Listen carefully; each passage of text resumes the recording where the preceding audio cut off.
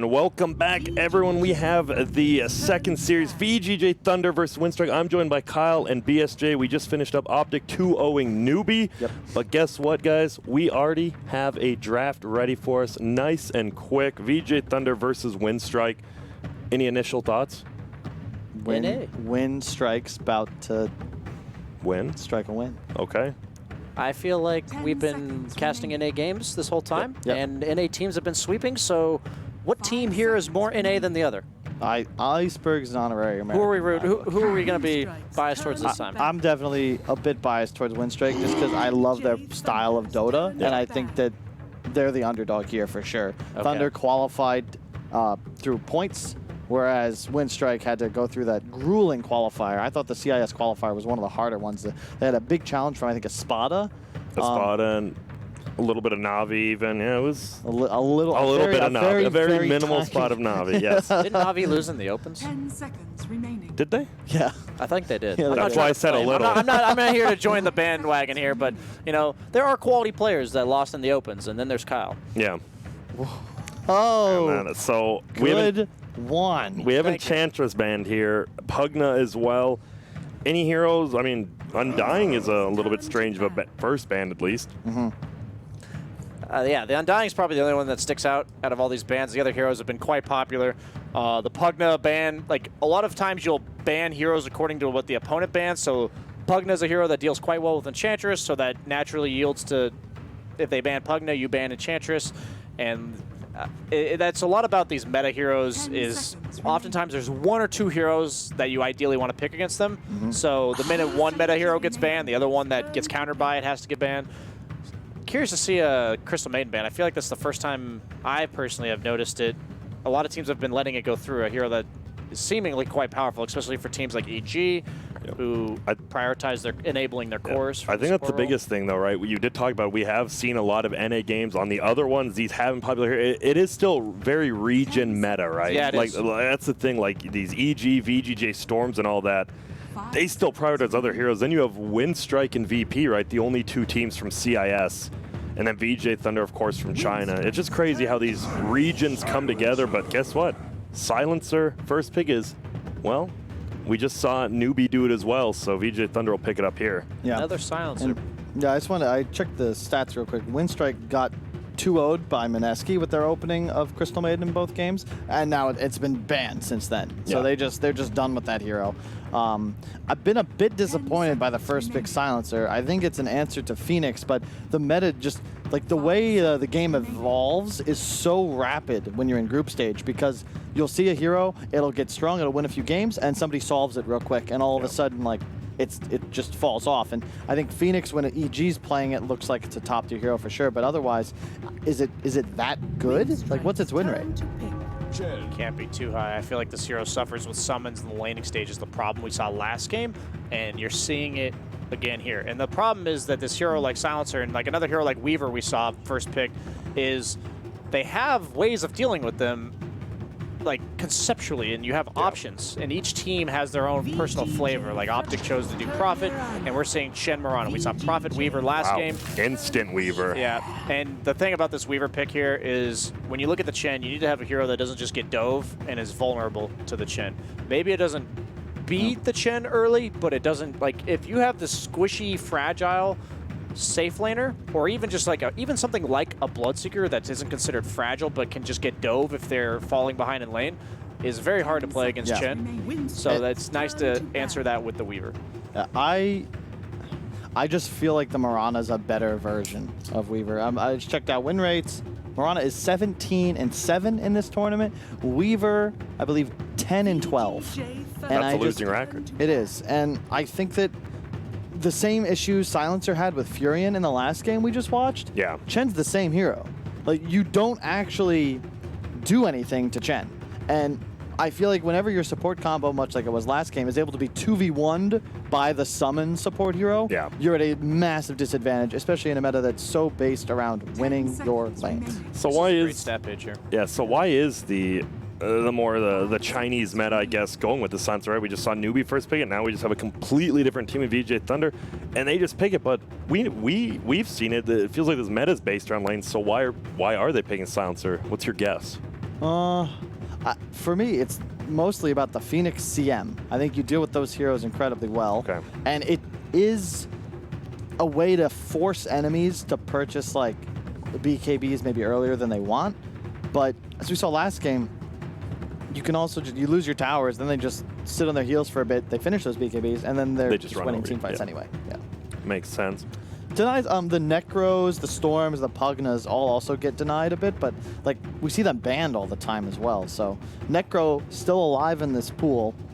He has a lower than 50% win rate so far this tournament. I'm watching these win rates, and it's quite interesting to see. Mirana and Crystalman are by far the most successful out of the highest picked heroes.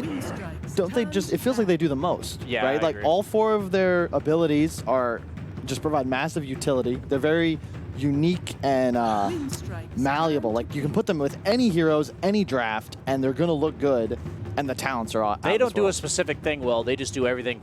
Like they just provide a little bit of everything for your team, and you can build your team around them quite easily.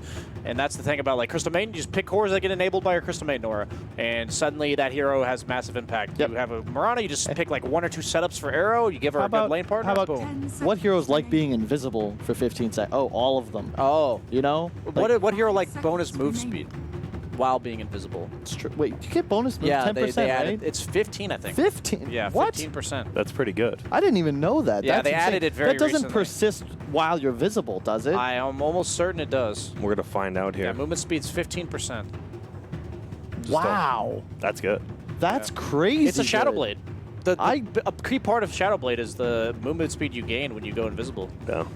I did not realize that persists through visibility. Like, that's actually that's just nuts. an interesting. I'm not 100% sure on that one. All right, get into demo mode, BSJ. Solve this problem. I got a question. This mid lane, everyone has been talking about it currently. Iceberg, he's an awesome middle player, but how good? I mean, you can be awesome. I mean, you know, you can be stylish, but how I'm good familiar is with this, yeah. Iceberg actually is? This was the tournament, I think, to answer that. Yes. And thus far, It's been looking I like haven't been able to see him play, obviously, because this is the first game I'm working. But I think he's been holding his own. That's what I was told, at the very least. The difference is that Winstrike right now has been coming. The Russian meta was so different from the international meta. Like, they're having a hard time adjusting strategically. Yeah. I think I like where they're going so far, but I'm not a huge fan of Ogre into Silencer, personally. Why not? Just because he always wants to cast spells? Yeah, or- exactly. Okay. And if you get caught casting a spell in the duration of a Q, like, it's going to be on you for the rest of the team fight. But what if he just right-click Silencer in lane and never casts spells? You already had the Chen for that. I think Okay. you want more of a playmaking. Chen often can buy a lot of the wards. He'll kill towers, so this other support hero is going to get a lot of early gold. I want to be able to utilize it, you know? Yeah. Rubik was something we saw a lot in the past, but fallen out of favor. Crystal Maiden obviously wouldn't be bad. A Willow, like anything that's more prone to making moves around the map. Ogre is more of a lane bully than he is anybody that's going to actually like run to a lane, make an impact, TP, counter gank, etc. What about a Winter Wyvern here for VGJ.Thunder? Now we have a Silencer Winter Wyvern. That's a very interesting combo. Yeah. Lot It of could team obviously fight. be off lane. I don't believe VGJ.Thunder plays it off lane, so probably going to be a 4 Winter Wyvern then, right? Crazy is something like a Spectre. I feel like a hero that gets on top of these supports is naturally really good. I mean, I only say Spectre now because you can pick heroes in the mid lane like Storm as well, but you have absolute last pick, so you're almost certainly saving that for last pick. I'm just thinking of a carry that makes it hard for VGJ.Thunder supports to sit in the back lines and just live. And I think you have the lane set up to secure something for pretty much any carry you want. Ogre, Magi, and Chen, 2 of the better babysitters. Maybe some of the best in the entirety of the support pool. So I'm curious to see, you know, I'm not familiar with the meta of the CIS region, but... Is anyone? It changes that's fast. fair. That's fair. I watched a lot of their qualifier replays, and already Winstrike, I mean, they love the Chen. Mirana wasn't as big a thing. I mean, Iceberg was playing it when they were drafting it, and now I believe it's more of Silent playing it more so. And I don't know. It's interesting. Well, there's Wraith King, a hero that has just been, I believe he's the highest banned and picked hero right now, combined, obviously. Yeah. I think just barely over. That's hilarious. Wraith King and Venge. Yeah, he is. He's 40%, I believe, somewhere around there. And it's what you'd expect. He's getting first two'd a lot as well. Like, I saw 4 overall first pick Wraith Kings yesterday. And we saw an Ags Wraith King against Bloodseeker. True. So that can definitely tilt the favor of the win rate in the wrong direction. So these, oh man, I'm just looking this carry matchup, right? 2 pretty old school players themselves. Who do you favor out of these 2? The teams or the drafts? Just the players. I mean, the carry players. You have Silent against Sylar, right? Like 2 very old school players. And I mean, everyone knows Silent was one of the best, right? Like TI3 era, you didn't mess with him. They actually have a lot in common. They were both not on teams for a little while. Yeah. Like, and it wasn't for lack of trying. They were playing Dota. They just couldn't find a roster. And I think that they both have proven, like, hey, we belong in the professional scene. And that's why they're both playing here at TI, while some carry players just look on. Yeah.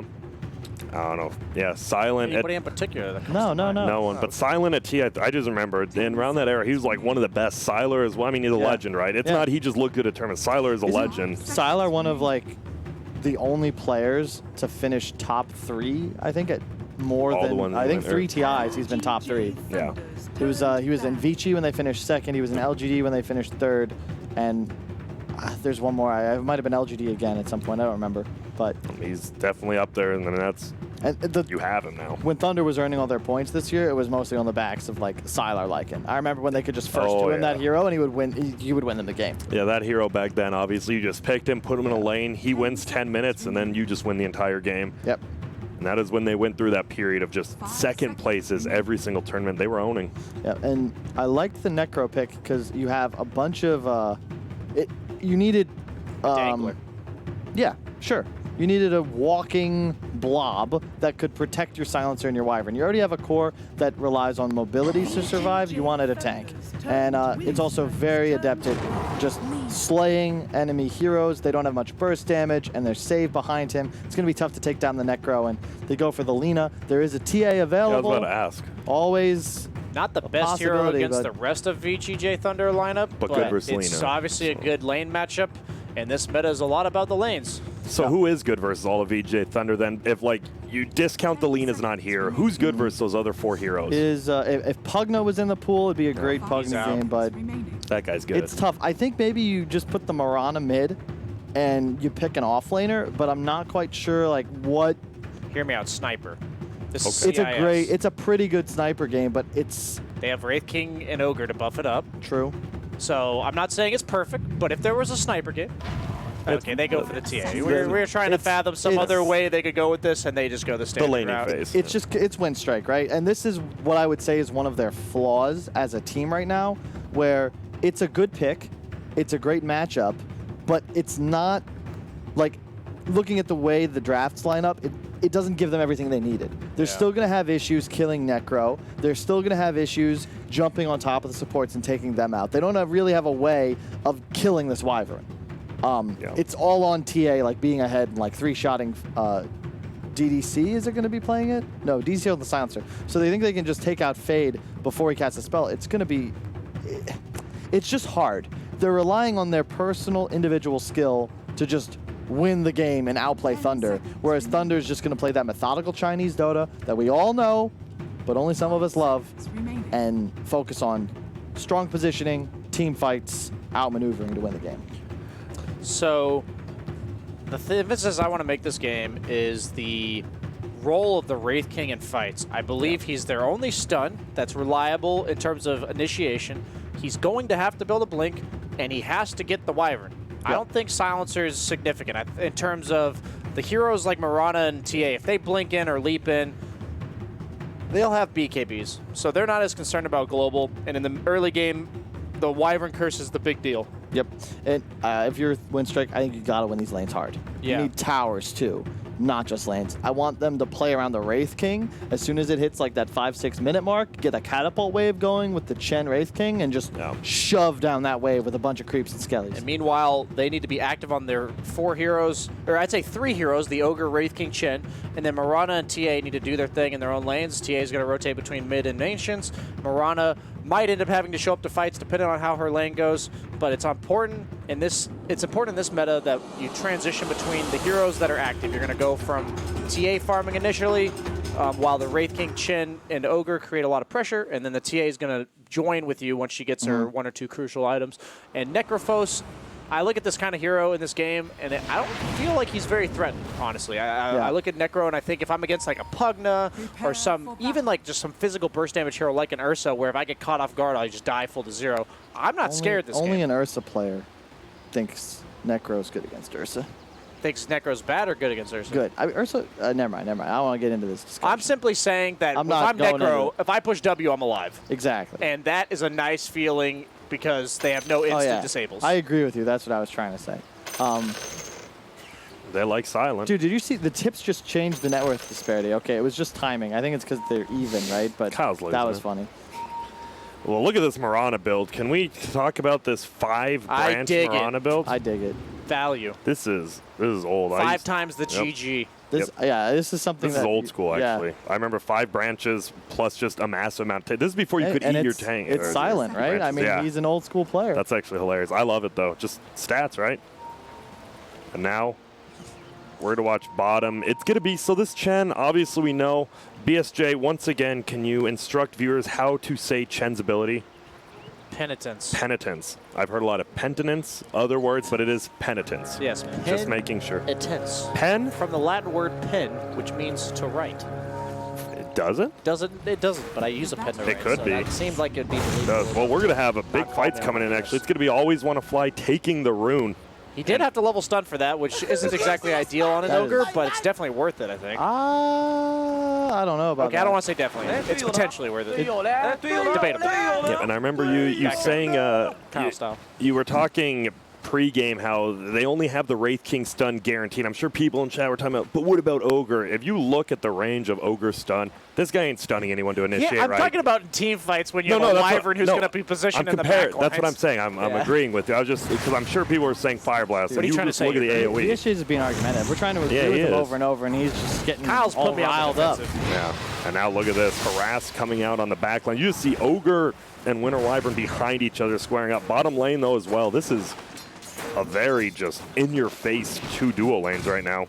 They don't have they have a Sentry on Chen. Do they have a? Yeah, they also have a Sentry on Silence. They're really important because if he can Sakuji dodge the Wraith King stun. So this Sentry battle will be very crucial to who's able to occupy this lane. Like Weaver wins the trades if there's no Sentry. Top lane, we see the glyph. It looks like going up for there so he can tang up. Always Want to Fly, though. He has 10 armor under that tower, 8 armor if he's not, plus the stout shield. This is the strength of Wyvern Necro, where they're just spamming their spells, shoving the wave. They get that offensive glyph, and it nullifies the Ogre's usefulness because he can't play up in their faces due to the whole creep waves on top of them. Also, don't want stun level 1. Yeah, luckily, it's a quick level 2. They didn't get denied 2 art, so he does have Ignite. Which isn't too shabby. And here you go. You see No Fear because of this ward block over here. Oh, look at that. That's rough. Mid lane is already looking really rough for this Lina. You're supposed to kind of go even until level 3 on TA, and then it's dire zone for you because of how much damage. I missed the kill. Pardon me, but Always Want to Fly. He's getting right-clicked by Yang right now, but he does not mind if he dies right here. They got silent the first blood, and Yang will end up getting that kill. He actually only gets 20 less gold than the first blood. Yeah, the thing about mid is that if TA wins these initial couple waves, then it's just a slaughtering. It just gets way worse. Yeah, it's like all mid matchups, right? It's the first couple waves that determine almost everything. And for TA matchups, it's always TA's level 3, just because of the double damage from Refraction. Almost no mid laner even out-nuke you in terms of blast. Look at this. They're just under the tower right now. Necro just getting right-clicked down, and he went the point and Heartstopper, so he won't have his Ghost Shroud, unfortunately, for him. And Silent, he goes forward. Everybody's going to get popped by Yang. They're going to turn around, but he's sticked up now. They're trying to right-click, but Always Want to Fly, just running him down. But, man, this Arctic Burn Slow from Fade is just owning currently. One more attack might have been enough. Will it? Doesn't look like it. I mean, they're just taking so much damage from spell spam. It's so hard to out-sustain 2 heroes. That can do. Yeah. Just keep going. And right, Necro just has that built-in ability. Guess what? I'm going to have a lot of mana. Wyvern doesn't care if he died, right? He just respawned full mana. mana. Oh, come on back. No worries. And as soon as Necro gets a kill, he's full health and mana. Yep. And is he going to throw out Mirana's a hero that relies on bullying you and then representing kill threat. And I think Necro's one of the few heroes that really counters her in lane. And oftentimes I've seen Necro as a hero that gets banned out oftentimes if you want to pick the Mirana. Oh my goodness, mid lane. Yeah, this Iceberg is, I mean, I kind of brought this up, and Iceberg currently is destroying Freeze in a TA matchup, but it's not this big, right? Yeah, I'm not. This disparity. I don't want to name names, but I remember I once played with a mid player a while back who said, and I quote, "TA versus Lina is unplayable." For the TA. Yep. It's not the case. And if you're a good TA player, this is a bit better than I'd say you should do, but it can happen. And this might just be enough for Winstrike to take the game if TA is not addressed, because this is... He might kill him here with the Invis Rune. He does. He will. Looks like he will. Yep, my bad. Get that. But TA just... Is this... I mean, obviously one lane doesn't win a game, but if he gets stacks on his Ancients and whatnot, he could just be massively out of control, One lane right? can win a game if it's mid lane and it's this bad. Is it? Okay.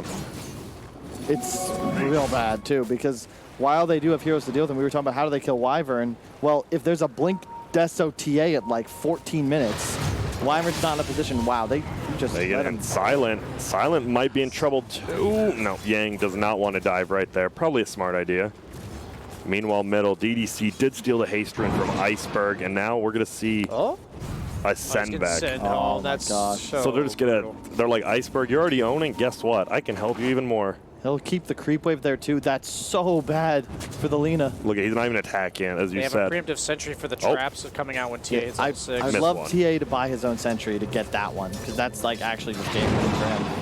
Won't even, doesn't miss a range creep there. But guess what? It is bounty rune time. Fade versus Always Want to Fly. He knows with stun, there's no way Ogre doesn't get this one. 2-point stun? Is that the play? Doesn't your W and E just scale better? I don't know if you read 7.19, but they buffed that stun by 5 damage per level. So you have to really reassess the value point. It's definitely different. If it increased range, you could definitely see him going for it, but you're right. It doesn't scale too well, but Arrow will come in and hit. Can he get away? Sure can. Silent and Ogre, and we talked about old school. Just put 2 stuns in a lane. You put 2 stuns in a lane, you're going to be in a pretty good spot. Makes sense. I'll give it credit because the stun is instant damage. And if you're going to kill a Necrophos in that combination, you need to do the damage in the duration of the stun lock. And that's probably exactly what they do. As much as I was joking about the damage bonus from like the patch or whatever, he is going to be using it to set up Arrow every time. Yeah. And if you're going to be using it, might as well do twice as much damage with it. You're in a great spot now. I think if you're Winstrike, they just need to look to try and take some towers. And we talked about why Venge is picked so much, right? That wave of terror buff. I mean, you just get a little more damage on that stun. Bottom lane, no fear. Will he be able to TP out? Sure will. Sylar gets stunned. Level 5 on the Weaver. This Weaver's actually having a pretty good game as well, though. It's a great pick against the Chen lane, too, because it's so difficult to pressure his tower. The bugs just hit all the creeps, and you can't actually dive to find kills, nor lock down the Weaver effectively. Doesn't always want to fly. He's getting body blocked currently by Fade Yang. They really want this kill, especially with Yang. Get him that little bit of regen. Stun's going to fly out. Has a raindrop, but he will end up getting the kill. Some extra regen. Will right-click Silent. Just do some damage. I mean, a reasonably close game besides this middle lane right now. Yeah, the Lina CS has recovered, but a lot of that was the jungle. And jungle is obviously not nearly as effective as the level CS. disparity you have to look at. He's not even level 5.5. TA's already level 7. And he did get the 8. sentry. Wow. Yeah. Well played by the Dire side to ensure that goes down. Is that all? That's a rough one, though. Won't get the ward. And wait, he won't even get these. Yeah. He won't even get these traps. That is actually a little bit of a looks like misplay coming out from the Lina. I like this play from Chen as well. Yeah, you can pressure bot, but there's a Weaver there, as we said. Now, go to the mid lane. You have an incredibly over-leveled TA. Play around your strongest hero and dive this Lina. Look for the mid tower instead. There you always want to fly. He's just faking out stuns right now. And oh, the Chen is going to, well, we're going to look at this because it looks like Winter Wyvern might get taken down right here. Yep, Fade. No, he's going to save himself right now. The Chen's chasing after the Lina elsewhere right now, but look at who TP'd in. It's DDC. Fade will get stunned. It's going to be a 1-for-1 more than likely, it looks like. And look at this. He's actually just chasing with these 2 Chen creeps. And when you're forced to, stack up level 1 Fiery Souls to get back to the fountain quicker. You're in a bad spot. You're about to lose your mid tower Yep. against the TA. Obviously, it's not going down right now because he's prioritizing Ancients. And the rune, it looks like. He has to walk towards the Ancients. Ancients, or creeps in general, Did the he get neutrals, stacked? only aggro you if your damage is done when you're within 1800 range. So he had to walk towards the Ancient camp. Uh-oh. To stack it. And this Chen is still over here. He's got the little skeletons with penitence and won't get the kill, but he's making so much space. You know where both supports are now. And there's not much you can do, but surprisingly Yang is pushing top, so he's getting something done. Yes. Where's the Mirana right now? Did he? That's a good question. Middle lane, though, it looks like Iceberg, this would be a gigantic kill, level 9. Can they? The damage over time doing a decent amount. Will it be enough? The Weaver really wants this kill. It will be enough. Stun comes out from Always Want to Fly. No Fear running away as well. This should be a kill, and that's a gigantic gank from VJ. So that just brings it almost completely back. That's one of the downsides of Ogre, where, yeah, he's here in this lane, but he just doesn't really do anything. Like, a Willow bumping down a Bramble Maze, like that just might peel entirely. Same with even just like a Wyvern throwing out a W, but he's a stun and I think he's stunned around target too. If he had stunned Weaver, TA might have lived there. Yeah, the DD sets up that kill and just, man, runes. Yeah, opportunistic play. That's really important that they recognize, you know, TA is the issue. We have this DD, and you saw the entire team was like, oh, we have this opportunity to kill this guy. Yeah. And they all collapsed It's the critical target. lane. Yeah, because as we've said, TA will fall off, but the games he wins, he dominates and looks like an overpowered hero. Yeah. And wow, he's going to go Deso first. That's very surprising to me. I think Blink with a Chen on your team is the way to go, but we'll see. It allows him to farm. Like, he will have a Deso with a great timing, but he's just susceptible to being taken out if he catches some of these dots.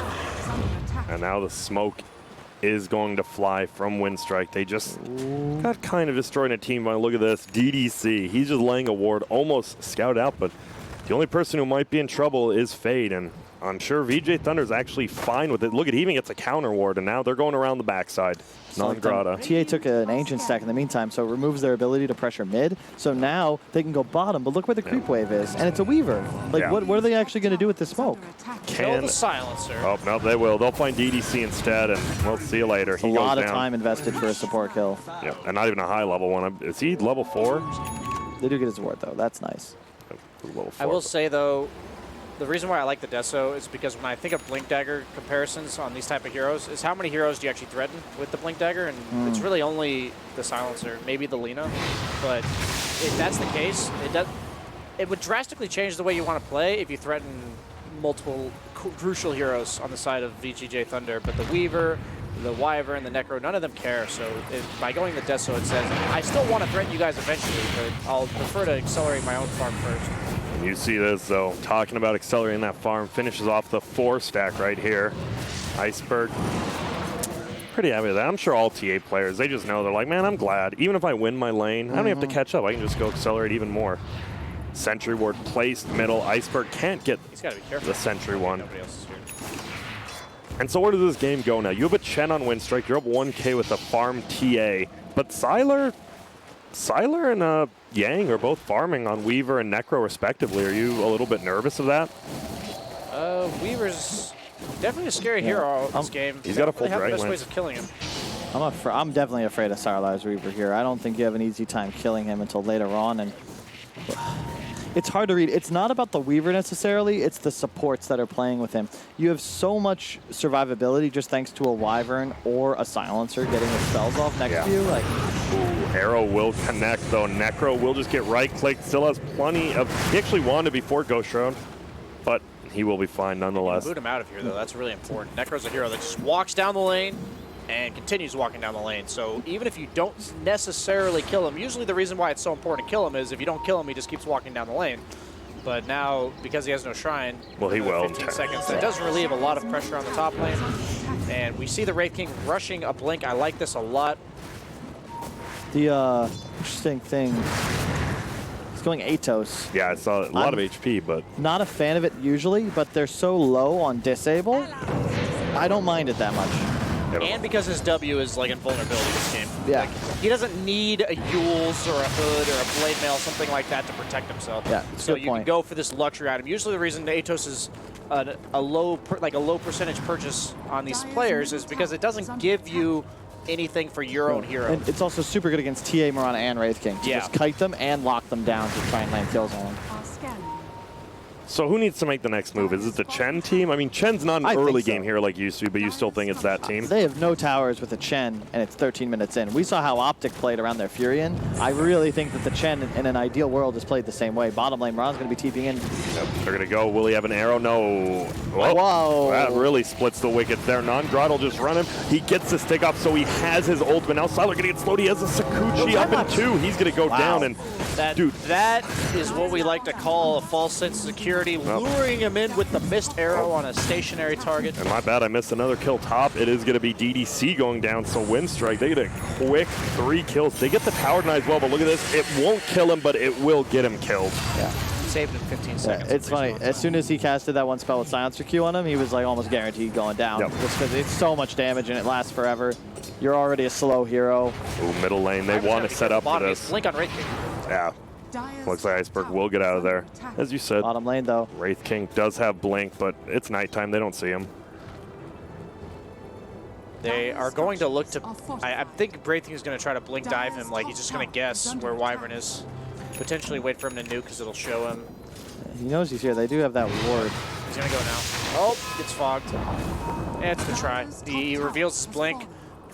It's the tower. That's what makes Wyvern such a powerful support right now, is she just defends the safe lane tower. It's the worst part of the map for any core to play on at this point in the game, and it makes it so that nobody else has to be here. That's the main thing. Nobody else on VGJ.Thunder has to care about this lane. And I like what Yangsu just constantly pressuring. Oh no, he misses the meld strike. It's gonna be and now Siler's here. Very bad. No TP. And there's the Atos. It does pop out. TA getting a lot of trouble. But look on the backside. Non-Grotto will go for DDC, but they're going to kill Iceberg, and they're completely okay with that. Multicast coming in.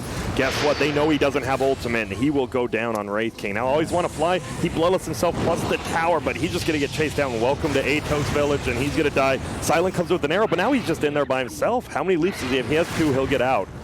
But wow, VGJ with the perfect rotation. It's just like the Lina going bots, and his team. It's just like the Lina going bots and his team choosing to take fights.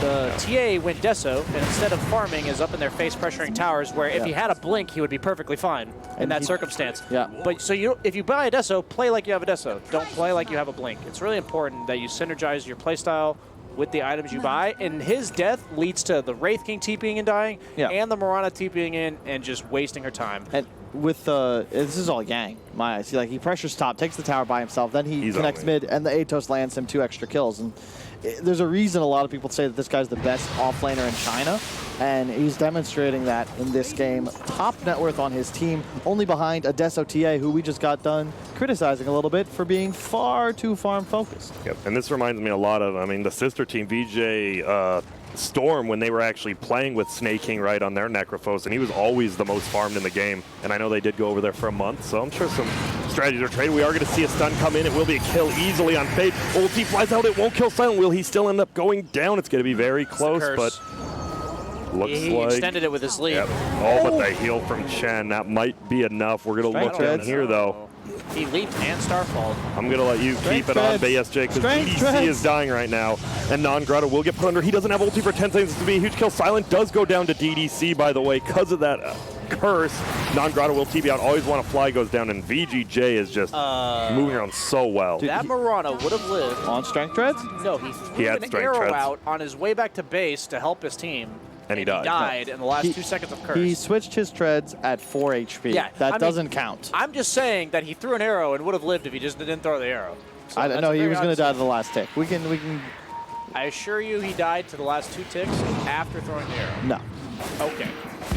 Is that a blink? Yeah, he's got blink now. They finally make some plays with the TA, but if you look, like the TA, he got ahead, he owned his lane, but at a certain point in the mid game, when you get that blink, you then make space for your team by just chasing enemies all around the map while farming, and it's put his Mirana and Wraith King a bit behind because they haven't had the space. This bottom tower should have died to the Wraith King, but no one had to ever leave this lane. Not even look at that, barely damaged. Yeah, they're going to have to commit a lot of heroes, but over here I hear an Atos going off. It's going to be Ogre. Magi just running away because guess what? They got extra movement speed. TA. He's just chilling for now. Look at this. This is quite the army, though. You got Purge, you've got Nuke, you've got Siege, and you've got the bonus damage for everyone.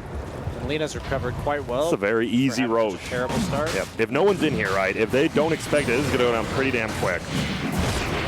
Yeah, the Penitence. Medallion, Wolf, Penitence. Yeah, Penitence, Medallion, and Wolf. This Wolf, I still think it's really underrated. It is. I say it every time I see it owned in a cask, and it's still underrated, I think. It's just 30% damage. You think Venge is good. It is a Venge aura. Without the minus armor, but still. Now you see this is pretty classic Winter Wyvern. I'm going to go sit in the lane no one else wants to be in, and I'm going to just throw out some Splinter Blasts. But he's smart enough to run away. He's like, all right, I'm definitely not doing this. Did you ever have to get a really big splinter taken out of your foot? Out of my finger. Really? Yeah. It's awful, isn't it? It is. I mean, it's more terrible when it goes in. True. And then you look at it for a week, and you're like, I should get this out, and then you don't. Necro's buying a Vanguard. A what? A Wow. Vanguard on Necro. He could actually buy it if the check-in. Where is? Crimson Guard's not bad as an item against something like Marana and TA. But Oh, get ready. There's possibly going to be a giant fight here between both teams. On the backside, Arrow. they're already killing one. It is going to slugger an arrow. The Wyvern Does hit the Wyvern in the back. Global Science is going to fly out right now. The TA's stuck. He has the Aegis. They're going to look for Non-Grata. He's going to get ulted, but he gets saved by the Chen. Still goes down. Doesn't have the extra death timer. On the backside, though, Winstrike's trying to push. What a winner. Wyvern ulti instantly kills off No Fear. Yang goes down. Iceberg trying to chase. Fade should die. And this is actually looking very good for Winstrike. They're chasing in, but no. TA, you went a little bit far. You do have the Aegis, and Winter Wyvern will buy back. Can they secure this they kill? won't be able to cancel this Blink now. Yeah. Gucci on cooldown. Let's see. Yeah, Iceberg should be fine. Now he's just going to go in Viz. Radiant's Courier actually dies over by the tower as well. Bugs you out. Iceberg going to try to TP. Will it be quick enough? Oh, my goodness. Barely enough. And Silent was dusted. Wow. Barely escaped as well. I 200 health. cannot believe that VGJ took that fight. Like, the Necro's just TPing into the tower. There's 5 Winstrike heroes. yeah. And it's not like they snuck up on him. They were Yeah. pushing the tier 1 and then walked out of the way. I feel like that's something we've seen a lot in this tournament, where teams are just sort of panic reacting to tower pressure, and there's already a full force of the enemy heroes there, and then they end up losing 1, then 2, the Wyvern catches the arrow. Like, that was catastrophic almost. That was a huge gold swing. Yep. And now it's a 2 to 3K Look, gold oh lead. my god, look at Iceberg's advantage all of a sudden. Yeah. Over, what are we looking at? About 4K, almost 5K lead just on the Lena. I mean, we haven't talked much about this Lena. What do you need to do to get back in this game as Lena? Get Shadowblade and just find solo kills, or what do you do? You have to play this obnoxious split push game that will lead to you getting favorable engagements because you have lanes pushed in your favor. But against a TA, that seems like a tall task. Gets the last hit. Iceberg with the value. You take the tier 2 here as well, right? Yeah, for Yes. sure. You're unstoppable now, and this is the strength of a TA Chen Wraith King, like Ogre especially, just They're adding taking on into defend pressure. on VGJ. I don't Right. like this again. You need a huge Wyvern ulti on top of a silence follow-up. Atos goes out. It's level 18 TA. Not that big of a deal, though. Yeah, 4-staffed out. He will go in Viz. They have a little bit of vision. Laguna goes up. He is going to get thrown into the air. This should be a kill. Yeah. Oh, and that's a long one. That's 100 seconds at 21 minutes. And as I said, I love VGJ choosing to defend this tower. Managed to take down. I mean, that's TA. that's a lot different, right? There was Yeah, they 3 were the heroes ones from set Dire. up. They were Yeah. prepared, and I actually look at that as an issue with Winstrike. They're just They have Marana blindly showing top. charging down a lane as Marana shows top, saying, hey guys, my team's not 5 bottom, and they just get caught with their pants down. Like, that was just TA getting caught by an Atos right in the middle of the lane. Like, if you're going to make that tower push, you need to be behind and diving as Look you at go that. in. See Step you 2, later. no mana. Yep, that mana burn's so good. He does have wand charges, but it's not enough. Odd to go Armlet against all of this damage over time and Necrophos Heartstopper. Yeah. It's like almost impossible to Armlet toggle this game. This is going to be a tower kill, looks like, for Silent up top, though. Tier 2 for Tier 2. Not the worst thing for Winstrike. Well, losing Iceberg was.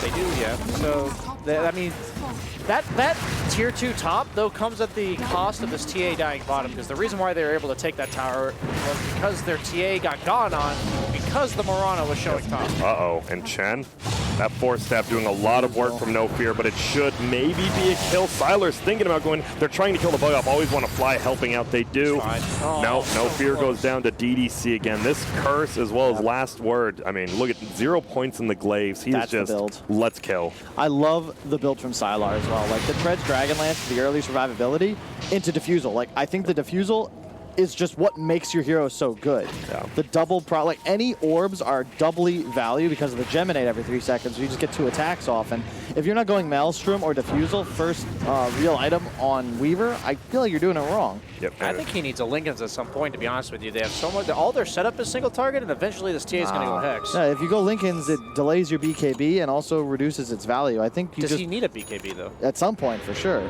I think that's your timing, is the BKB. Lincoln's is great and everything, but then it gets procced by, say, a Petinins, and all of a sudden 5k gold's down the toilet. Doesn't increase your damage output. Weaver already low damage, and look at the heroes he's playing against. The Chen sustain, TA Wraith King. Like, he needs to stay an item up to actually be able to compete. We'll see. We'll see. Yeah. I agree with your points, but I feel like if he doesn't get a Lincoln's, Bottom his lane. mid to late game will be very awkward. Well, that missed that kill. It's DDC goes down. They're going to try to just run down this lane. It looks like it's 4 to 5 heroes. But middle, they're going to find Iceberg. This is not the person you want to be found. He will get saved again from the Reaper's Scythe, but oh boy, he just dies to Siler. And this is... I don't want to... Is Iceberg just playing a little bit cocky here? Or? He has a Hurricane Pike instead of, I think, what should be something else. For lack of a better term, like, this is like a pub item build from Iceberg. There's no timing that it looks like he's gearing up for. He's just essentially praying he's going to be so far ahead by the time he's 6 slot he can win the game by himself. And I just don't know if that's going to be the case here. You cannot go Orchid. If he goes like, they're going to have ways to deal with Orchid on all their heroes. They already have a Yules. Like, Wyvern's already got a Blink, so even if you Orchid him, you have to hit him with an ability as well, or hit him with attack as well. Weaver's going to itemize something defensive, BKB or Lincoln's. I don't, like, please change up this item. Orchid's kind of a dead item on heroes like He doesn't have a TA. BKB on TA. He's playing... Like, he's dead. The moment his blink is canceled, He's dead. like, Thunder can just all in him. There's no peel, and that's the downside of Ogre with the Chen. Chen doesn't provide much team fight, but he gets you ahead in the early game. If you have no team fight from your Ogre or your other support, like, what saves your TA? Yep. The whole play is he'll be forced away, but if Thunder just pursues, he'll eventually die. And that's, I think you talked about that's why this Atos is so good, right? Especially no BKB. You just Atos as TA. Yeah. Like, he's not moving for a long time. And, man, this Lina, I don't think she's been to any of these fights, really, but she hasn't had to, right? And she is just like, hey, I'm going to farm. I got a Shadowblade Yules. Yeah. And she is going for some... I have not seen that in a while, but straight up on Lina, all right. Now, so what is I mean, you have to get a BKB on TA, right? Is that what you have to get? Yeah, at some point you need one. All right, BSJ, I saw you make a funny face at the Lena's items as well. What were you thinking? Bloodstone on Lena is terrible. It's just, I especially think this the late. way mana regen's been worked this year, if you go like Lincoln's or Scythe, you get all the mana regen you need, and then you just get something else. Yep, and look at this. They're pinging the shrine. This is going to be a big smoke game. They actually pop the dust. They won't find him. They're going to smoke up hell. Uh-oh. Non-Grot is here, level 13. Will pop the stun. Iceberg over the backside. He gets stunned. Global Slams will come out now, and Dyer's in a lot of trouble. He is doing a lot of damage on this Mirana. Iceberg's already dead. What a Wyvern ulti as well. Ogre Magi will go down. Wraith King should die as well. He does have the ulti, and look at that. See you later, Silent. He goes down. Look who's back alive. It's the Wraith King, who's more than likely going to die again. No fears here as well now, but I'm not sure Chen's going to be doing too much. We'll go see what he can do. And it's going to probably be die. No? Yep, he will. Didn't even cast ulti, and I believe VGJ.Thunder has just taken a pretty big lead in this game. And that is literally all the supports. Yeah. Like, lack of BKB on TA for sure, but the silence comes out, then the curse comes out, and that's the end of it. You have absolutely no team fight on Winstrike. You've relied on getting ahead, staying ahead, out farming, and just finding skirmishes. Even set up, seeing the smoke, and being 5 on top of the hill, they still get crushed in the team fight, and I just point to the supports. Yep. And I like this is the item. Oh, never mind. We're going to have an Atos again. Ogre, Magi, see you later. Another, well, that's, his team wasn't even alive yet. They're just going to take an easy Rax. And wow, VGJ.Thunder, I mean, TA dominated Lina as we expected, but it felt like just the other 4 players knew their position in this game, right? They're like, we know Lina's going to lose. Let's dominate our lanes ourselves, and it just felt like Yang, Freeze, Siler, as well as DDC played so well. This is a common case of the player who has that significant lead makes either a wrong item choice or a wrong playstyle choice. And in this case, I think Blink or Deso were perfectly fine. You just had to play according to what you had. And when he's that far ahead and he feeds twice in the mid lane, it's not just that he's feeding. He's the one that's not supposed to be dying. So when he dies, his entire team's reacting because his entire team knows he's not supposed to die. So Mirana TP's in mid, Wraith King TP's in mid. That was like a 3K net worth swing at 12 minutes into the game. And these are the kind of things that you just can't get away with at TI. Teams like VGJ.Thunder, all these teams at TI, they're going to punish you when you make these mistakes. So let's get in the minds. Winstrike, Silent does do a lot of damage. Can they take 5-on-5 fights, or does Winstrike now have to like split push? They have to split push. The thing is, they can't even outfarm the opponents at the moment. Oh dear, they're gonna lock down. They find Iceberg. Can anyone else get there in time? That's gonna be a stun coming out from Freezer. It's gonna go in. He's invis. He will get A-Toe. Still gets pushed uphill. He's still invis. Will get healed up a little bit. Yule's up again though by Freeze. He will blink away. Will he make it? Sure will. Nighttime might have saved him there. Ooh, that had to be scary for Winstrike. They are pushing 2 lanes on the side of Winstrike. Silent middle. They will have to be forced to deal with this at some point on VGJ. They don't kill towers quite fast enough to just walk down lanes, I don't think. The skeletons do shred towers. Yep. Looks like they're smoking all the way to bottom. They're going to do the classic take control of Roche, take it, and then smoke all the way from top to bottom and clean sweep the map. They have top 1 hero solo pushing top. You don't know where their team is, so Lina can do this. They ward defensively as well, killing the Shrine too. They're going to catch Chen here because of that ward. No fear. See you later. Dies Kill's so good. quickly. You're just going to walk through bottom lane after this. Top lane's pushed in. Mid lane, you already have racks. And the next objective is tier 2 bottom. Well, bottom, there's going to be something going on. It looks like Yang wants to find one. Yule's actually the A-Toes. Now he gets away. Now they're going to cast Global Silence, so Necrophos should be okay. They might just run after Wraith King here. He does have a blink, but it won't be up for about 5 seconds. Will reincarnate. He won't even have blink in time. Yep, Silo will just sit on top of him. So easy to do that. Now, see you later, Non-Grata. You will be dead, and for a long, long time. And look at that. You see the drawing by Orange. Fade is ready to go down middle. Is he ready to end it? I don't know about that, Fade. You think they can? I think so. That's pretty nuts. I personally think since he's down for 80 that you just walk down bottom. TA. Oh, ulti middle. They're going to just hold Silent in place. Who else is here? It is Siler. Gets the purge off. He has multiple leaps, but not for much longer. They're fighting each other. Oh my goodness. He loses the Aegis, but can anyone else get the kill? Look at Silent's damage. So much, but not enough. Yeah, you'll take that trade though, because now Mirana's dead with no buyback. And the Templar Assassin is named properly, and he can't assassinate anybody. He'll blink in, and there's a Crimson Guard, there's the heal, the team fight, the silence, etc., and no BKB. He'll just be targeted. The moment TA reveals himself in a fight, he's going to go down. And you see Thunder just swarming towards the top racks. Don't know if you'll be able to defend this down 2 cores, Winstrike. Does he at least have the Templar part of his name going for him? I think so. Grant, lore? The Templar Assassin, one of the legendary assassins in Dota. If you don't know what a Templar is, we're going to have a fight. They're going to try to A-Toast. No fear, they get him. He just runs away, always want to fly, gets bugged up. Oh my goodness, the damage from Siler, so much. A buyback from Wraith King, and now the Ogre. Is it going to be enough? Non-Grata gets the stun. Necrophos, oh my goodness, gets frozen. What a play by Fade. He has a BKB, he can pop once he get out of it. He will pop it, and what a save by Fade. Iceberg will pop his BKB, but will it be enough right now? It looks like it will save him for now, but it's not going to save this Rax, I don't believe. We're going to see a stun hit on No Fear. Is invisible, though. Moonlight's shadowing everyone.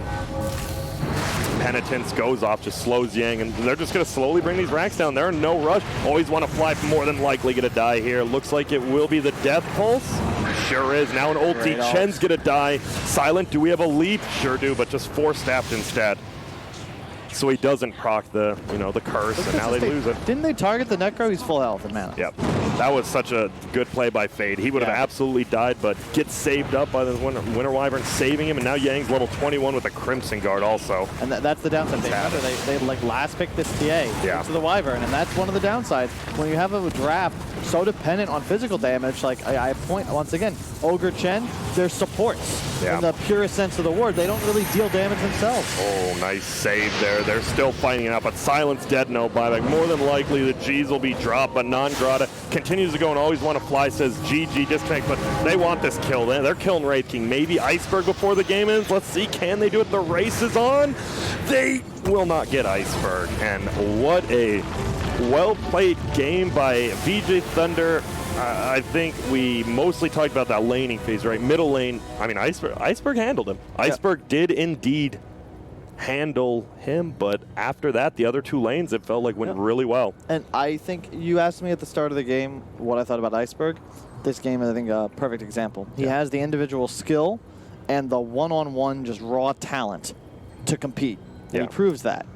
It's his decision-making throughout the game. I'd say, like, I would compare him a lot to a player like Limp. I think they're similar, like very high MMR, consistently looked at by and respected by other mid players. But they just have issues making decisions to close out games once they attain that early lead. He had a 3K net worth advantage when he was about 12K with that Blink Deso, but the decision to go Hurricane Pike, a couple untimely deaths, all of a sudden you're behind, you can't actually kill anybody, and the game slips through your fingers. Yep. Okay, BSJ, I want you to explain some, Kyle. So you guys both think it. Why is Hurricane Pike so bad on TA a lot of the time? He's just talking about, Kyle here was talking about how you have to think about enabling your team, playing around timings, making it so, like you say, this is how we're going to fight and this is when we're going to do it. And like when you pick this TA here, the reason why I have a problem with it is that you don't have a way to deal with Wyvern, this support hero. She can save anyone she wants, and you're never going to kill her before that happens. So if that's the case, you have to snowball the lanes because you didn't draft for the game. You draft for the lanes. And so if you're going to snowball the game, you can't just build items that continue farming. You actually have to force fights eventually. You have to say, this is when we're going to fight. And it feels like these other teams, like these very polished teams that have been playing together for a while, their items line up. Like they say, well, they get 3, like you saw Optic the last series, they had 3 BKBs all within 2 minutes of each other, and then they fought, and they won a fight despite not having the Aegis. In this game, this item like Hurricane Pike, it doesn't change anything. It doesn't change the status quo. Yeah, it doesn't make him be able to do anything that he couldn't previously do, and that's a mindset that a lot of the top-tier pro I've talked with personally, they say, like, how does this item change the way I play the game? That makes sense. We do have some highlights coming up right here of this game.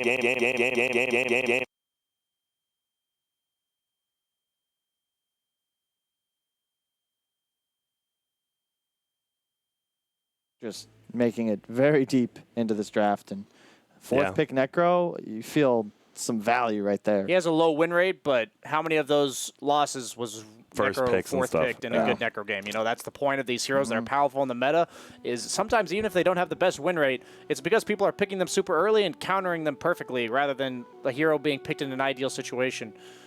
And Necro is no doubt a powerful hero in this meta. Yep, that's save right there. Yeah. And I think we've said this already, but just to reiterate, the strong fives right now off the top of my head, the Willows, the CM, Phoenix, Silencer, Wyvern, they all provide so much team fight. And I feel very concerned if I look at a draft and I see that it has the core combination that looks like it'll succeed, but the supports have 0 team fight. Yeah. And you certainly make your cores carry harder. You have a lot of damage added on, you have the Bloodlust, etc., but it doesn't. You can't win fights. Yeah. And at some point, whether it's around Roche or in a choke point, you're going to be taking a team fight.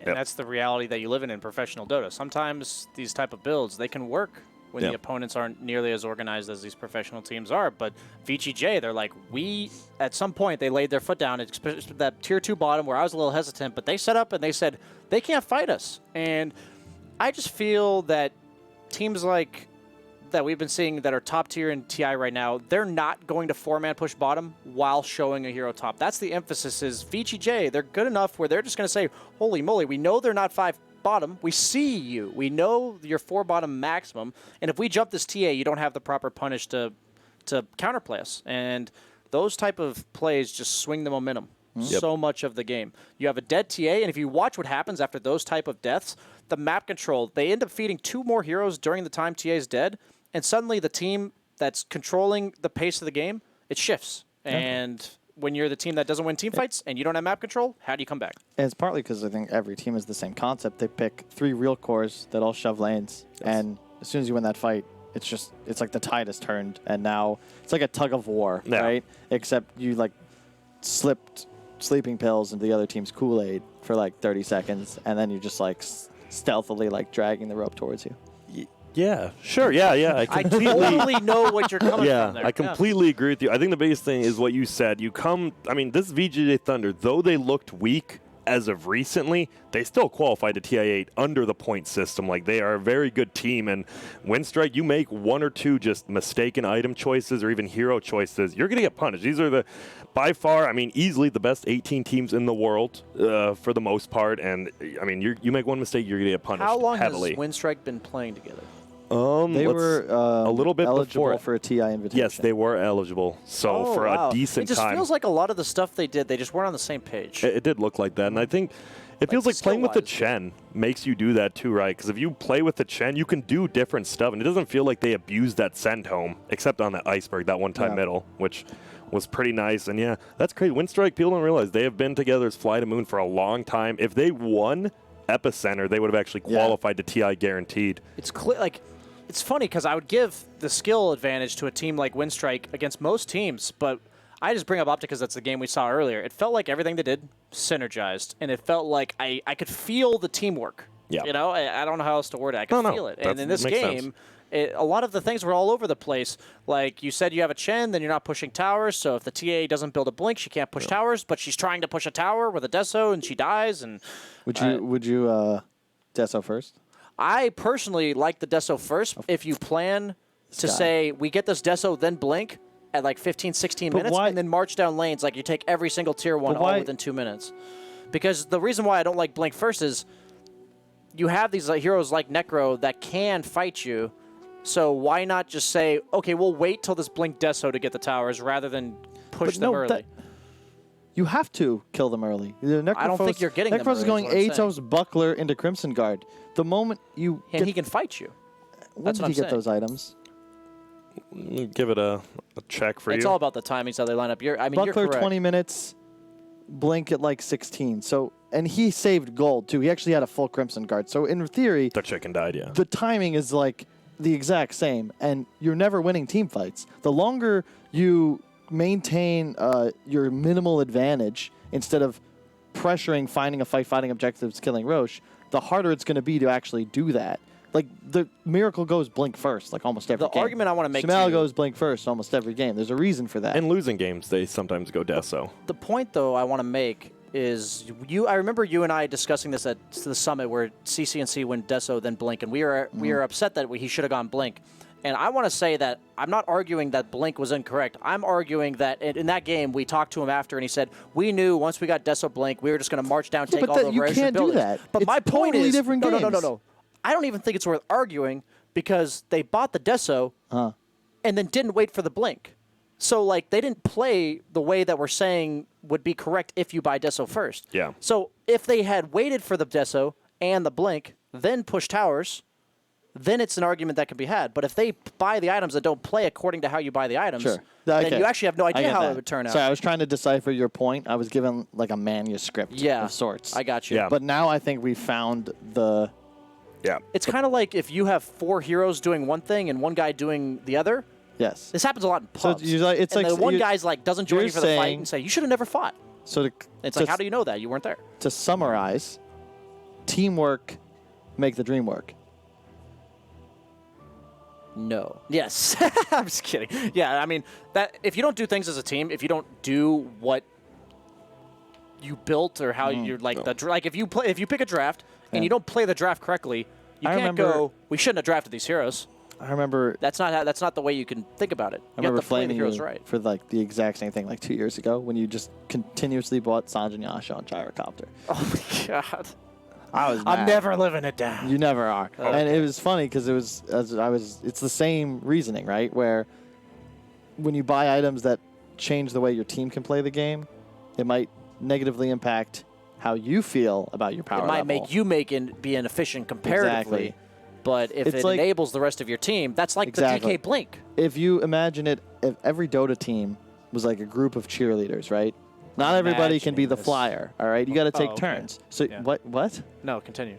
So you need somebody on the base. I dated the high school quarterback, so I don't know. I did my job. No, but you're not gonna let me. Do you even know where I'm going with this? No, I don't. I'm going back to your item point because I didn't get to talk about it. You guys care so much about this Deso Blink, which I don't think matters which way he got in. It was more that he went Dragon Lance instead of BKB third item that honestly lost in the game because he was farming. He was going to get both items by 15 minutes, which he did. And then they lose that fight top. You don't have a BKB, you lose the game then. Yeah.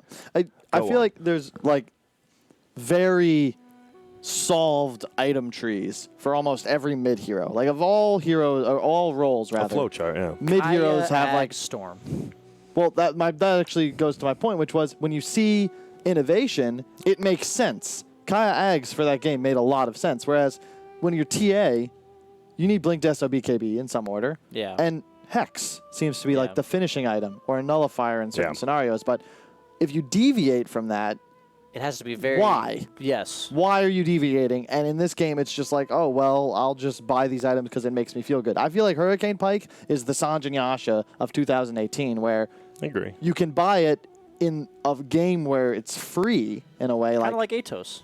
Yeah, good point. He deviated because we said, usually you need some other item than just your Ghost Shroud to help you live as Necro. But that game, he didn't. Yeah. So you can build Atos. Yeah, and also raw HP was more valuable than, say, armor, because if he's going to die in that game, because Ghost Shroud renders him nigh invulnerable, and there's a Wyvern, it's going to be to the nukes, the stun, the arrow follow-up. As we said, if you live through that initial burst, you're not going to kill him. And again, main point is simply there are good item builds that have been solved and tested and shown to work for a reason. Yeah. Looking at Lena. Yule's Shadow Blade seems to be really effective. So I would. You need some real specific reasons. Exactly. And the main thing is, if what I'm trying to say as my message across is, if you're going to deviate, commit to the deviation. Like the Boots of Travel on Lena last game, like not this game, but the previous, the previous series. That's a split pushing dodge fights item. Split push and dodge fights. I don't care if it ends up losing, but I, for one, like, I'm not saying I support the Boots of Travel, but how do you even know if it's correct if you buy the Boots of Travel and then you team fight? It's true. You know, and that's what I'm looking at. Is it's a little surprising to me. These teams have been noticeably, like, the teams that have been losing, that's what I've seen as the primary cause of them losing. You can tell why. Yeah, and to that point, it's one of the most frustrating things about just being a Dota player in general, but especially a captain, is when you review a game and you look at the decisions your players made or you made, and you think to yourself, okay, like, was this right? Or did it become wrong because of the way we played the game? Yeah. And it's like, it's just such a complex and difficult game. Yeah, I'm not trying to say these are rookie mistakes. These are hard. Like, it's more impressive when these teams line. Yeah, these are things that are very impressive when teams preemptively say, we're going to build these 3 items, we're going to hit this timing, because they know ahead of time. Because you can't know once it happens. You have to know we're going to fight here, so we're all going to line up our BKBs. We're all going to build like one intermediate item and line them up. And you have to know that that's what the game's going to look like. A lot of the time, it just kind of happens with the flow of the game. It's like a big dance where if you're in rhythm, it just all works. It makes sense, and you don't even need to plan too much. You kind of just have a good time. What if you have no rhythm? Then you better get some rhyme. And you probably won't have a bobsled team, dude. Yeah, but thank you. We're here now. We just discussed a lot of that. Now, Winstrike, you guys were fine with the draft. It was more just play an item. So, do you think Winstrike should just go back to what they do and maybe just, maybe a more flow charty thing? That was what they do. Exactly. And that's why they're not. That's why they're not so hot. So hot right now. So, do you think I mean, we looked at the mid matchup. Is there any chance they give Iceberg a worse matchup so the other lanes have better matchups, or no? The matchups were fine. They had a Chen in one lane. Yeah. An Ogre in the other. It was more about. I mean, the Ogre. It's more about the team didn't play, really man. do You much. need to win Huh? team fights to win Dota right now. We see No Fear taking Then that was a second draft pick thing for then. Winstrike, so they clearly Really? favor Iceberg getting that last pick, and that seems to be the guy they play around. Their playmaker, their enabler, their win condition player, and I think we already mentioned he has the skill. Now it's a matter of playing crisp, because in this tier of Dota, if you make one or two crucial conceptual mistakes, it's just unrecognizable game of Dota 2. It's a lot of their players' first TI, right? I'm pretty sure it's Iceberg's first TI. Yeah. I know it's Non-Grada's and No Fear's first TI. Oh, No Fear, was he on Empo? No, he was new. And Silence hasn't been back in a while. So Yeah. I don't want to say it's nerves, but it's definitely, when you're such a high-skilled individual player, I think it's not uncommon to have the tendency to fall back into more individual me-style decisions. Yeah, what instead you're of- used to. Yeah. Having to win a game by yourself. We look like teams are getting ready to go, so we'll be able to jump into the draft in probably a few Yeah, it looks like seconds, they're just couple about to minutes. But in the meantime, you can just continue to look at us. To listen to BSJ and Kyle ramble on about stuff that probably won't matter and you'll probably forget. They've probably already forgotten. Probably because that's why you guys are high MMR. You've played pro Dota. You guys have the patience to listen to each other. You know, it sometimes sounds like you don't, but you do. And that's what makes you guys able to learn, right? Like, Yes. you have to be able to look to the future, to the past. You have to be able to see all of time to be a good Wow. Dota player. That is true. Thanos, 2018. And VGJ I almost said. Dan. Never mind. I But couldn't have guess said it better what, myself. ladies and gentlemen, we are into the draft now. VGJ.Thunder Game 2 against Winstrike. Winstrike started off great last game, but unfortunately some team plays, some team item choices, and good play by VGJ.Thunder. Honestly, I mean, we talked about Winstrike, but VGJ, especially Fade on that Winter Wyvern, played so amazing. The only way to learn from these type of mistakes is when they go punished. And that's why, Exactly. like, we talk about the mistakes of Winstrike that cost them the game, but when VGJ.Thunder, the emphasis from their side is they go, okay, this TA is killable as long as he doesn't have a blink. He's pushing our tower with just a Deso. He's not allowed to do that. And then they kill him with 4 heroes. Easy. And that's the emphasis of these players understanding the conditions for what each team needs to be able to do certain things. And when they say the condition is to push our tower is this TA blink, he doesn't have it. What is he doing?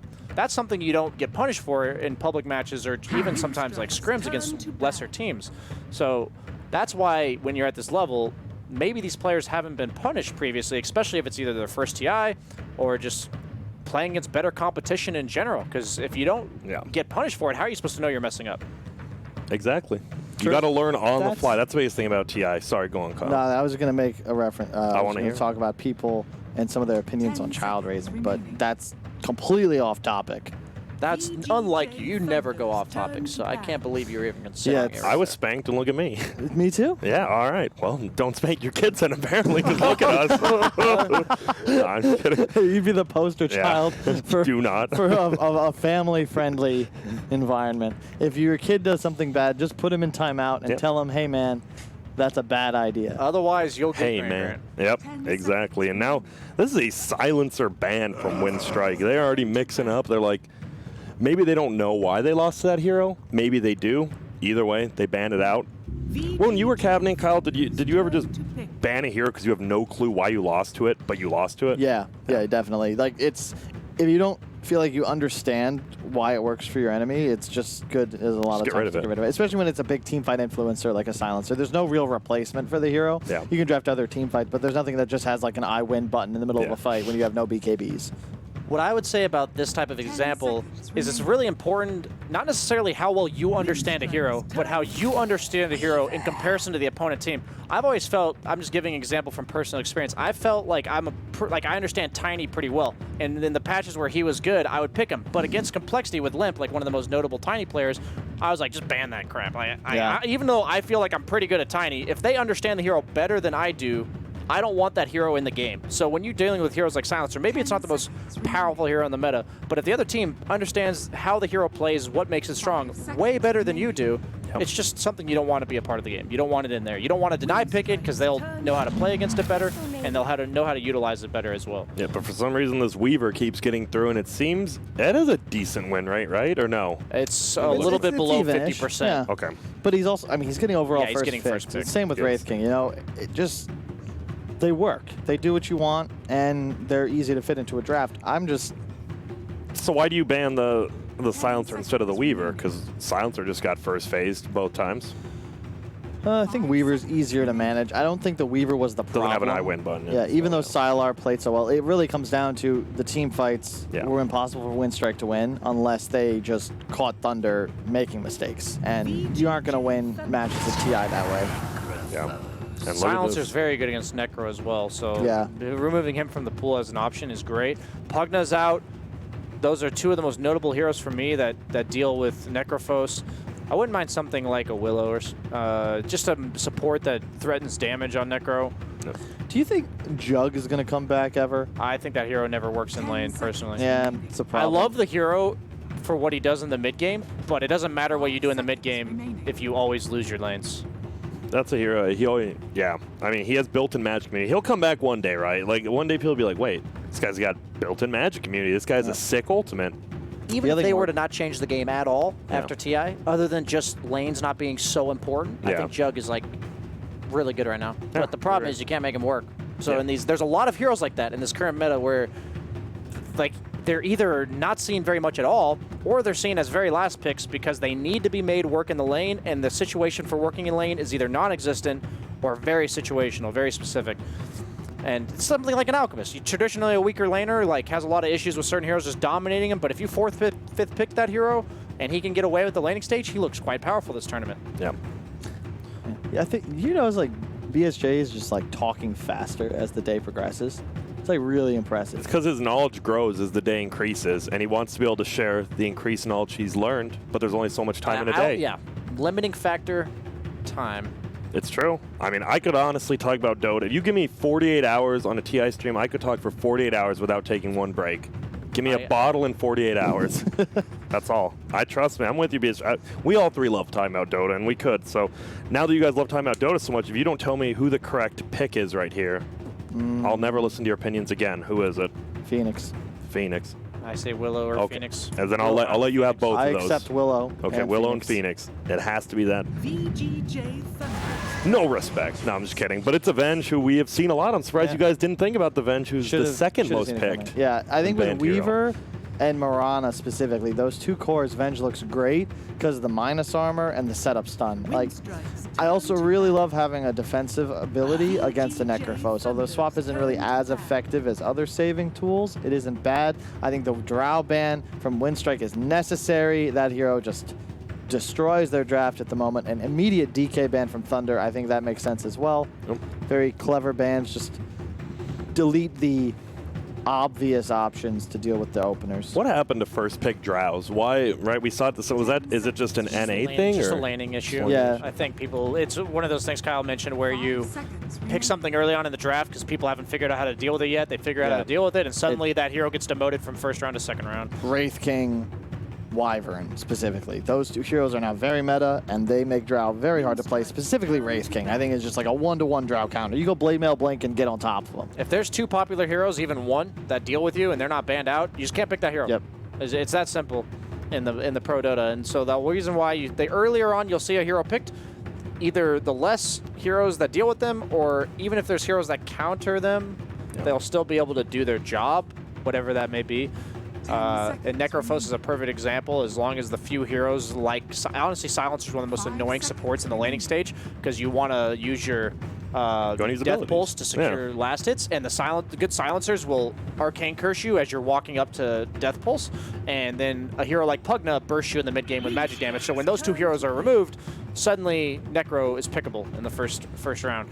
But the reason why I think VGJ.Thunder took so long to pick that Venge is that support. We were mentioning Phoenix, we were mentioning Venge, and we were mentioning Willow. All three of those heroes drastically change the way you're going to build this draft. So they're like if you go Venge, you're going this heavy physical damage, aura-based, minus armor, and that is going to shape the rest of what you pick. So that's why the teams will take so long to pick something. They don't take long to pick a Morana. Morana doesn't change the way you're going to play the game. Yeah.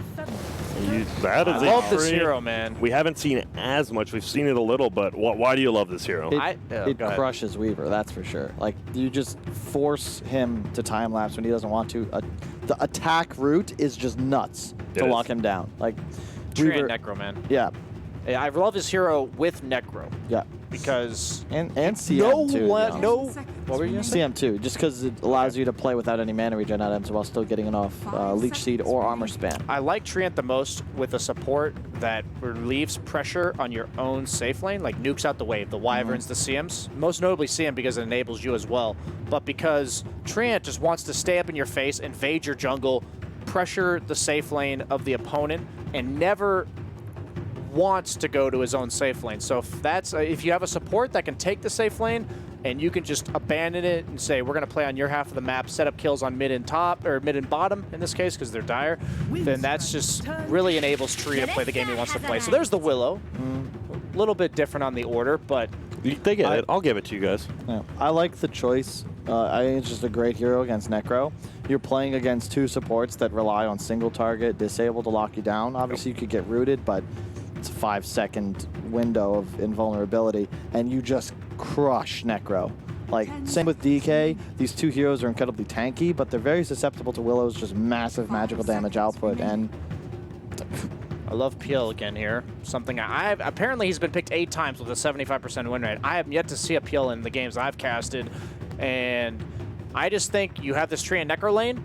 They're going to apply pressure. Pick a safe laner that doesn't die and matches up as best as you possibly can against the heroes right now. Most of the time, your win condition is not from your own safe lane, especially when you have last pick, absolute last pick. So I don't care if it's not PL, just pick a core that doesn't die to Willow and can lane with, like, benefits from the CM aura. Give me 3 of those. Bristleback I like here. Okay. I don't mind Bristle. Kind of want something that makes plays too. It's Winstrike. They picked Doom a lot in the past, but that hero's just so bad now. Well, it's a playmaker, right? It's a global playmaker. It's a hero that doesn't exactly die to Willow. We saw Ortiz the other day go like this 4-0-4 Dude, build. that was fun. And I think that is kind of nice with the way they want to play with the Tree and Necro. Spectre is surprisingly survivable. She has an escape mechanism. She can participate in fights from across the map, which Necro Treant will be setting up fights for her. And it's just a playstyle thing. If you want to pick like the more the more agile carry, you pick the PL. If you want to pick the more team fight based carry, you pick Spectre. Underlord. This is VGJ.Thunder, right? I like Spectre against Underlord. Do you? Why is that? Because Underlord relies on like damage block and mitigation of damage, like pipe and stuff, in order to survive. And Spectre, I believe, will just go like Blade Mail Manta this game. Yeah, it is a rough Underlord game. And Necro as well. Yeah. I didn't even think about that. Strengthy tank, like beefy cores, don't like Necro. I like it if it sets up for something like Shadow Fiend because I agree with your point, but if you can get ahead on Thunder, your death ball's like unstoppable. Yeah. And it doesn't matter that you're countered by the Manta or that Necro Heartstopper drives you nuts. Like you can just walk down lanes. I would love an SF ban. It's good against Necro. Yeah. It synergizes with VGJ's It's a BKB lineup. timer to deal with the Spectre damage, because that's the big thing about Spectre is that the dispersion damage does not go through BKB. It's very important. So you need a BKB core here, whatever it is. Does go through BKB. Desolate goes through BKB. Doesn't dispersion get returned as the type of damage it is? I think they reworked that. I'm not 100% sure. You can just check. I'm pretty sure it's done as magical damage. Even if it's returned as the same, I can't argue with you because I'm not sure. Is magic real? Yes. Oh, shit. Yes to what? Time to pull it up on the Dota buff or Dota 2 BSJ wiki. is conducting He's looking some up. research. Okay, so And I want to say, also, go on. Magic is real. Why? Because of how I know I feel about you. Oh, okay. I swear. I love Lena as a natural Silver Edge builder, burst for Necro. I think that pick's really good. And since it has that clear, obvious ban of TA to set it up to not have a terrible landing stage. I got a thing. This Winstrike lamp, we're not talking about, this is some global presence, right? you've got the Crystal Maiden Aura, the Treant Armor, and the Spectre ulti. Meanwhile, we see these two trying to read one sentence together, and it is a very big struggle. It goes through BKB. Yeah, no, it does it does the damage of the same type it's received, though. So if you're SF and you BKB, or you're Lina and you BKB and you pump out magic damage, but I'm saying if you're dispersion. right-clicking her, sure, then yeah, yes, okay. So we were both correct. It used to be magic damage, though. I think that's probably a big reason that Spectre sees so much more picking now, is because there's no way to deal with it if you're a Desolate right-click now hero. goes through BKB Exactly, as well. like. Zeus, that's a win strike. Wow. That is a win strike I hero. love the Zeus pick, Dude, to be honest look at with the, you. and this is the global. You got Zeus Spectre, not only that, Crystal Main and Treant's Armor. You have 4 heroes who are useful anywhere on the map. I love it. I heavily favor Winstrike's lineup this game, because last game, based on what we saw, they know what to do in the laning stage, and it felt like their game plan didn't synergize or do well against the opponent's game plan. But if they were to do well in the laning stage this game, which I think they're set up to do, then they do match up quite well, in my opinion, against the way VGJ.Thunder wants to win this game. I think Spectre Zeus is heavily punished by heroes like Lycan, these fast-paced, objective-taking heroes. In your face kind of thing. Yeah, that just like when your Haunt's on cooldown, your Zeus is getting dove and dying. And Zeus isn't going to get dove by anyone other than Weaver for the first 10, 15 minutes of the game until Lina has like 1 or 2 items. And that's enough time for Zeus to get enough items to not get dove anymore. That's So my opinion. You don't think this Death Ball from VGJ.Thunder could be enough to just run over the Spectre lineup, though? I think the Necro's going to create a lot of pressure. It's difficult, and you don't really have any reach for the Zeus. That's what I was saying, yeah. It's definitely possible. I think they're certainly the better team, but I think the draft for Winstrike is just easier to execute, especially if they just survive the laning phase. I think one of the things you want against Spectre lineups are tower pressure, and they just don't really have any of that on Thunder's lineup right now. And if the Zeus gets online, like, I actually don't know how you win a fight against Spectre Haunt and an Ag Zeus. That just doesn't seem possible. That feels like me. I don't know. I just like the fact you got Event, you got stuns. You got stuns on the Radiant, and if you do win the laning phase, you could easily just 5-man down. They waste Spectre ulti. They don't have a game. I think it's going to just...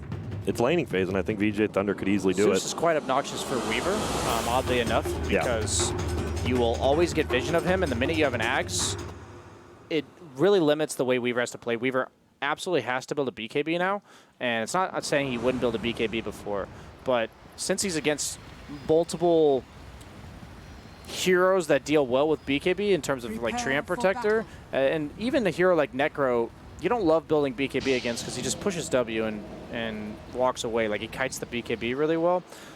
Either way, I think VGJ.Thunder by no means is this game over at the draft. I agree with Kyle. They're the better team. They're more polished. They're going to play the draft the way they need to play it. Underlord's going to build these pipe-type items that are going to be great against everyone that isn't the Spectre. But the matter in what's going to decide this game for me is the pressure that Necro and Treant are able to create. If VGJ manages to do what they did last game to the TA, where they collapsed 4 heroes on minute 13 or whatever, if they can do that to the Necro this game and slow down his impact on the game, and he isn't just walking at your towers and preventing you from grouping up, then VGJ.Thunder, I think, looks good to make this game, because Necro is responsible for buying Zeus and Spectre the time they need to get these items and levels up. Like we saw last game, it felt like Yang bought so much time for the rest of his team, and Non-Grata gonna have to do the same thing against who he just played against. And you do see the stick coming out first from Lina, obviously. Pretty good choice you're going against the Zeus. Yeah, absolutely. Good itemization adjustment, but Zeus doesn't rely on his abilities nearly as much as he used to, in terms of he used to not even be able to last hit with his attacks, but now he at least does enough damage. Uh-oh. He's going to go. Oh, my. That's a 4 rune for VGJ.Thunder. Possibly a First Blood. Won't be, but I love it. I don't think I've seen VGJ.Thunder ever all. They just got 4 bounty runes. They're taking it. That's actually nuts. What happened top? I'm trying to... It was Crystal Maiden as well as Crystal Maiden. They were in right-click battles, and they have no stuns. The Willow rooted to prevent the Spectre from getting to the rune in time. Stuns are good. Yep, no heroes to secure runes, and if you get out right-clicked, then you just lose the rune. We'll say one benefit. I love the tree pick even more when you add in the 2 global heroes. It's the same with Nyx, loving to play with Invokers. We saw Liquid do twice yesterday. Global heroes plus Invis heroes is an excellent combination, and you're going to have tree problems if your Lina Weaver try and go farm jungle somewhere, specifically the Lina, and they just have an Ent in their face. Yep. Where do you think? Where's the action lane? It feels like both these dual lanes could very well just. Where do you expect to see first blood? I guess is what I'm saying. I think both safe lanes are likely to lose this game. Yeah. But pretty standard now. Yeah. I mean, we've been seeing some safe laners have really strong starts, but Tree and Necro's in the epitome of we want to win our off lane in the dual lane setup. Tree is a 0 armor hero, though, against numerous sources of minus armor. And if they just have a Dust and Bugs land, I actually think Tree just dies. I just don't think the reason why I like the Necro for the Tree this game is that it's hard to walk through Necro.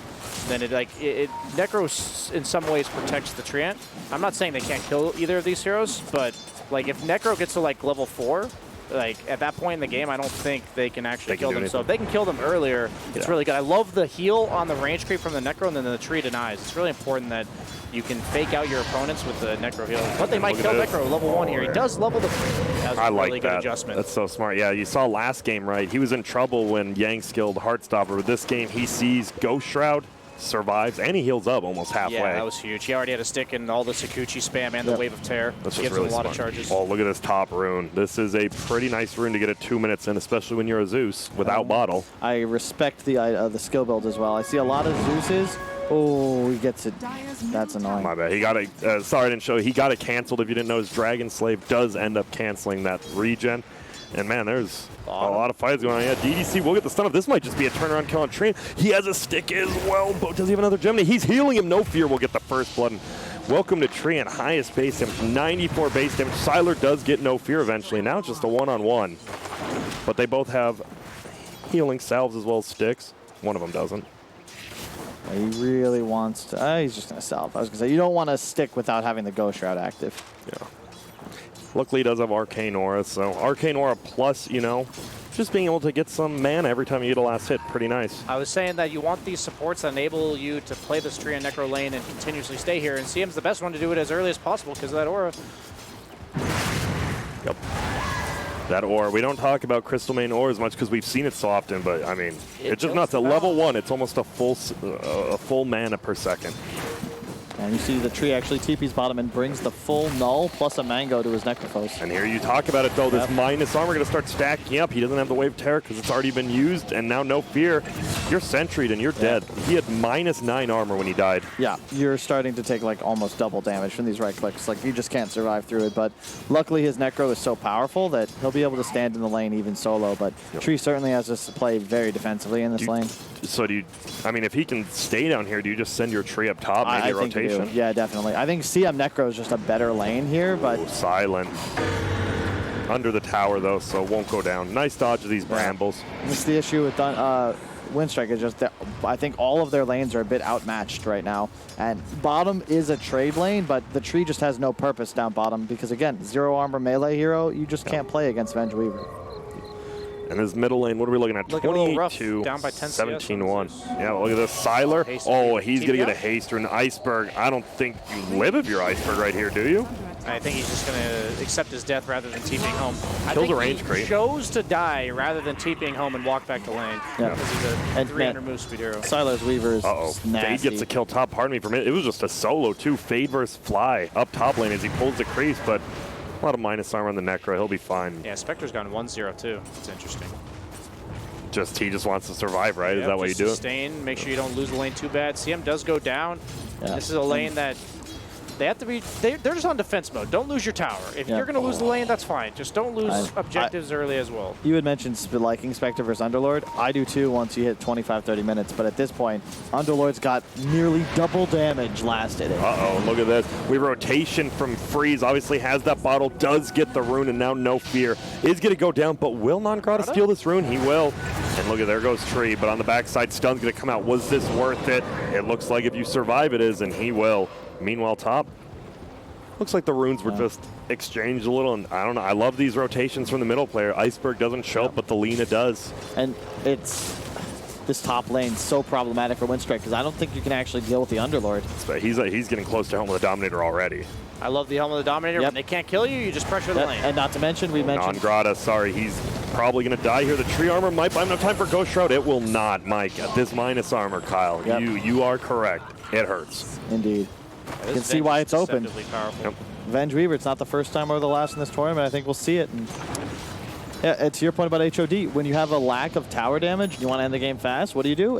HOD, grab a catapult, grab a wolf creep, and just walk high ground. It gives you so much regen, and the creep, of course, going straight to 1500 to health. Like, easy peasy. This is a matchup that I thought would go better for Tree and Necro, but with them losing the lane, I think obviously they're down by 3K, but the way that I thought Winstrike was going to win this game was like depending on them to win the bottom lane. Yeah, they had to win. They had to win or just trade in their lanes. Yeah. Get to a point where their Spectre and their Zeus have ultimates, but and they're not there yet. So it is a Spectre Zeus lineup, so they can absolutely come back with big fights in the mid game. But Bottom. no Sakuchi for 2 seconds. Looks like he does have bottom one, though. Sakuchi Has a lot will of get regen out. on him. A lot of sustain. And we did see, man, Iceberg has to be feeling bad. He got his regen canceled, and then he looks for that 6-minute rune. But guess what? Free's like, cool, bottle up an invis, which pretty much means Iceberg, you can't do anything. Yeah, they're looking to get the root on him. Oh, he missed? That was odd. Missed the CS and deny top. What are we looking at? Just Silent getting run down by an Underlord with a Ring of Health and a headdress. this is such an insane lane. Nope, nothing good. The problem with Spectre as a hero is that if you get crushed in the lane like this, you have no comeback mechanic. You don't push waves. You farm by right-clicking. That's it. Uh-oh, there's the bugs. Immediately when the bugs come out, you just got to get out. I don't think you can kill No Fear, but you can definitely make him flee. Yeah.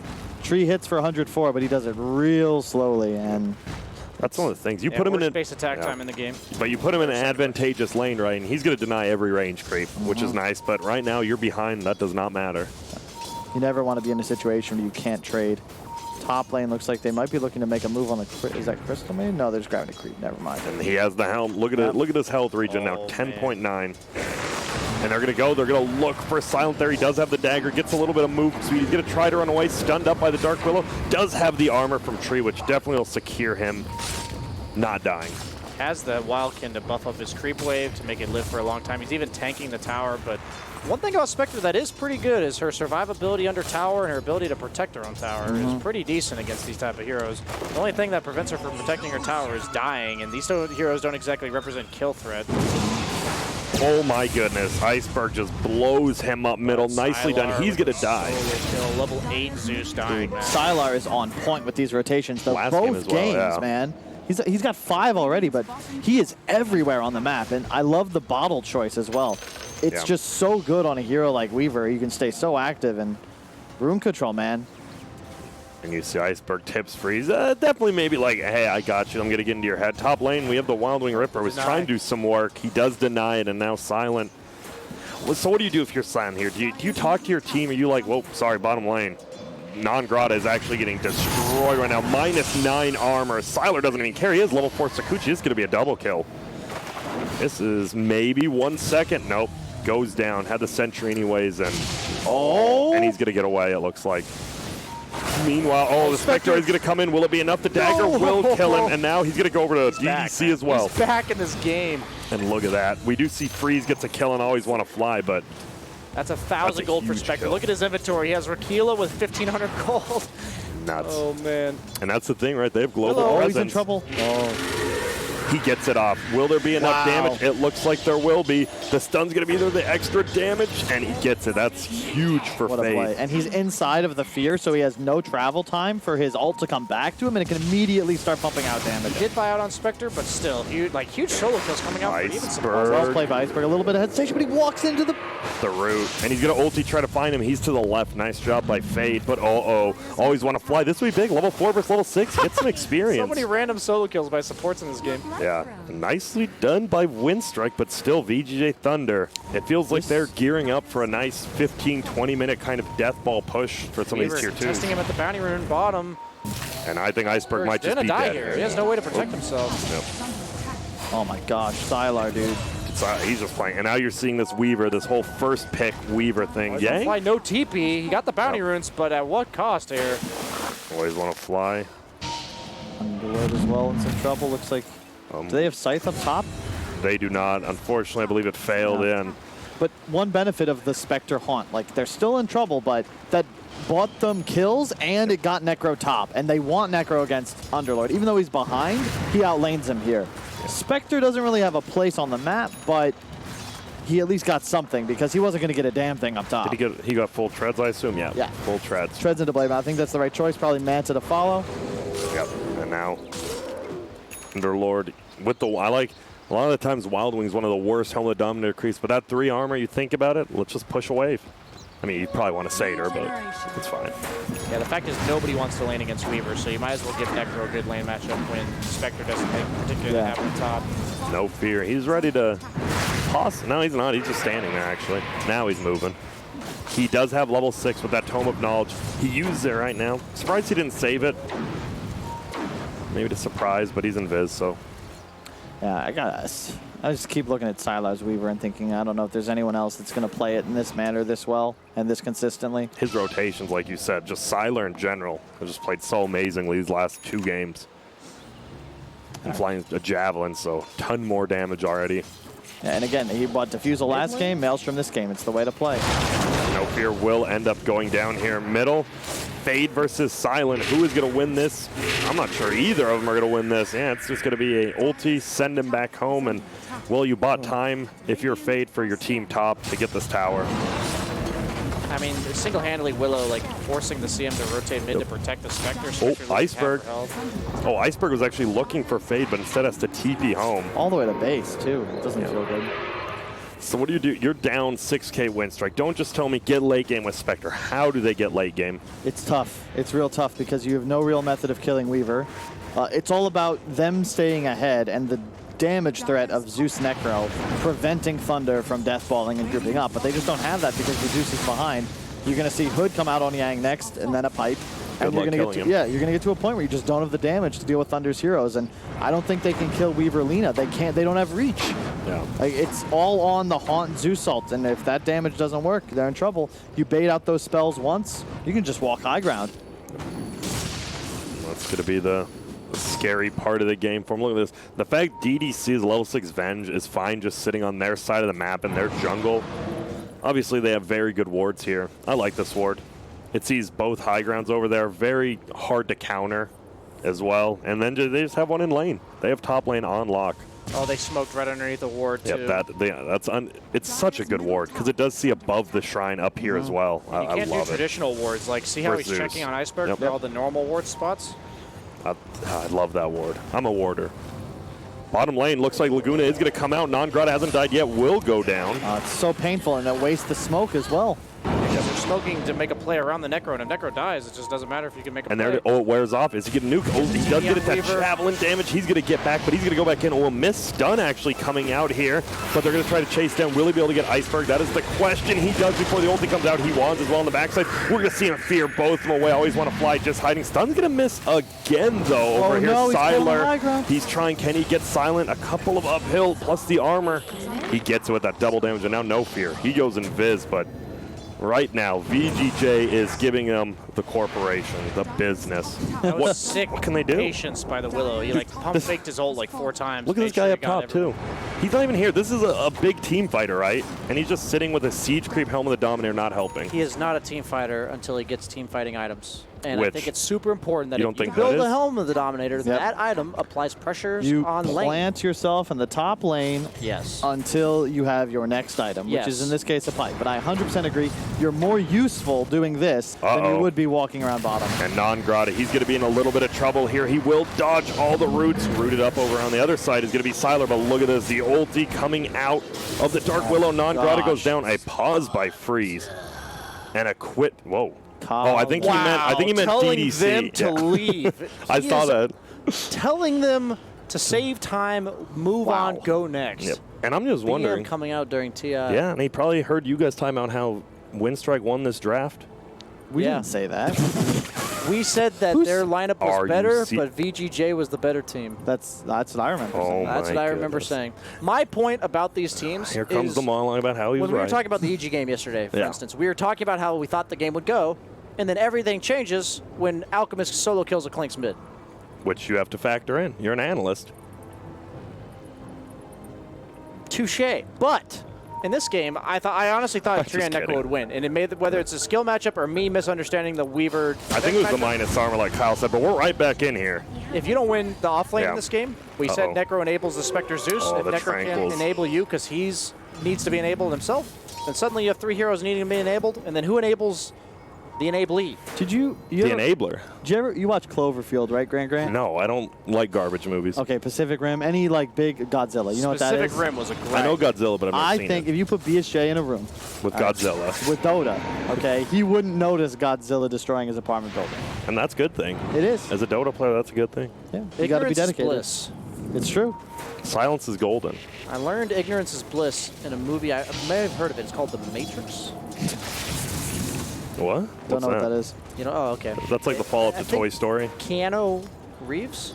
I think Maybe. it's Nicolas Cage actually, but Oh, real yeah, quick, you're right. Spectre I, Blade, no? yeah, I still just stand by. Sylar understands Weaver better than like a lot of the players I've seen on Yeah, it. those Just rotations on Zeus at the rune and stuff. not- That game just, changer. It's the items. It's Maelstrom or Diffusal. Like you abuse when everyone's maxing Geminate and not buying orbs. It just makes me sad. And look at this ward once again. Sees everything. Yep. And they can't counter it because they think it's in the common spots. That's the thing. He's just going to go BKB next. Oh, look at this. So DDC could be in trouble, but maybe they want to bait this in.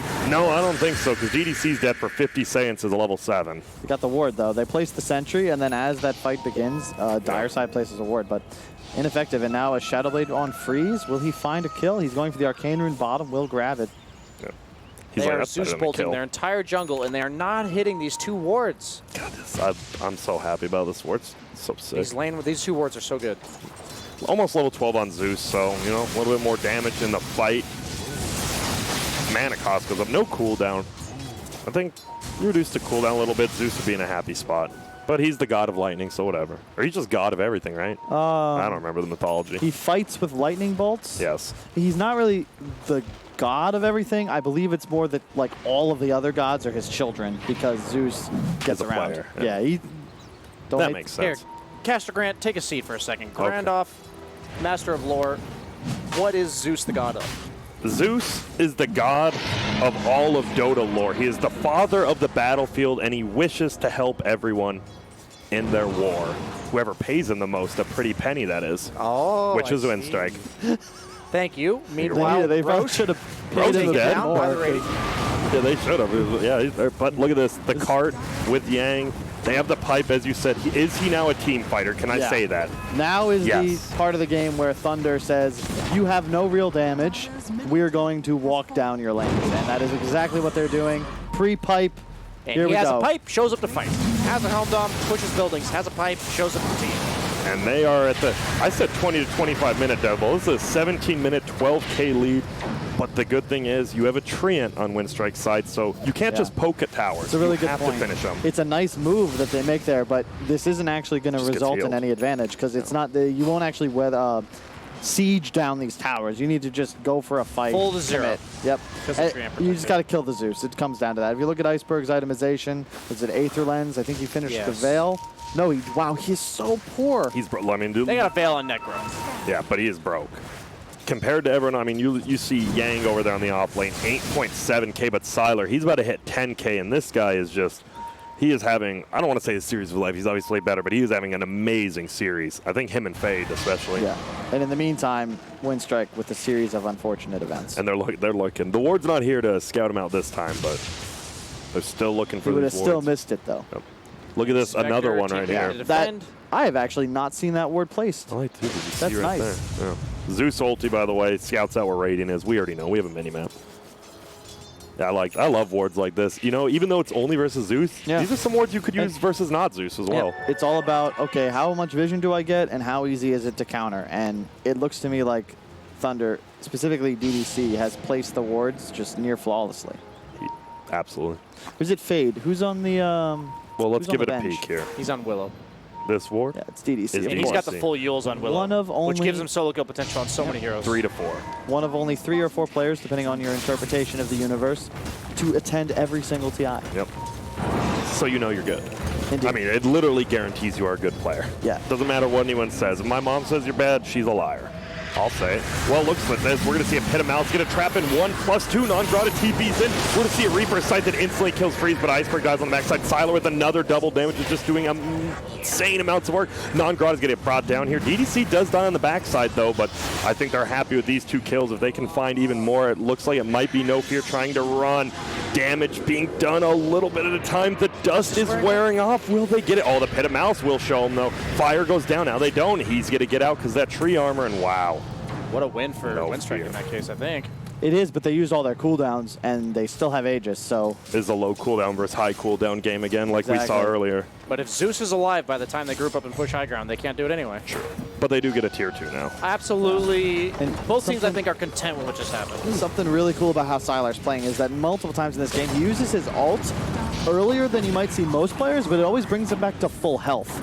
And it allows him to just usually juke a disable and then immediately maintain his presence and damage output in the fight. Another pause comes out. Looks like we have a little lag on the Chinese side of Thunder. 14,000 gold advantage in 20 minutes. The idea of Weaver ult is it doesn't necessarily have to replace all of your health. It's just that before using it, you bait out some abilities, forcing it so that you can enable yourself and the rest of your team after you've ulted. Yep. Just making sure, like, the key way you die, like the 1 stun on the enemy team, if it's not used before you ult, then your ult is seemingly ineffective. But if you just bait out a couple of defensive spells from the supports, even making the Tree and Protector uproot you or overgrowth you, excuse me, then that's a Non-Grata, I don't think you die here, but Sylar has been known to do some crazy stuff. Oh, throws it down. The root won't hit. If that root hits, possibly a kill. Silent is working on his way to a Manta, which will significantly up his damage output. Well, will he get there in time is the question. They might swap the Zeus. They will. They find the Zeus. He's going to get Pit him out. He's going to get stunned as well, so it should lock him down again. No, it doesn't. He's going to try to run away, but Iceberg is going to go down. He uses ulti top lane as well. We're going to fear Spectre cannot ulti, even though it's not up anyways, so that is... Those are the 2 biggest kills you can find. You find them at the same damn time. And Iceberg got caught napping. Like, Thunder recognized to push base, we must kill Zeus. And that is exactly what they do. And there's Spectre. Doesn't have ulti for 29, though, but still. No Zeus ulti. I think you can push here. Even if Iceberg had buyback, he's not so threatening. Suddenly, Manta's way delayed for the Spectre. Yep.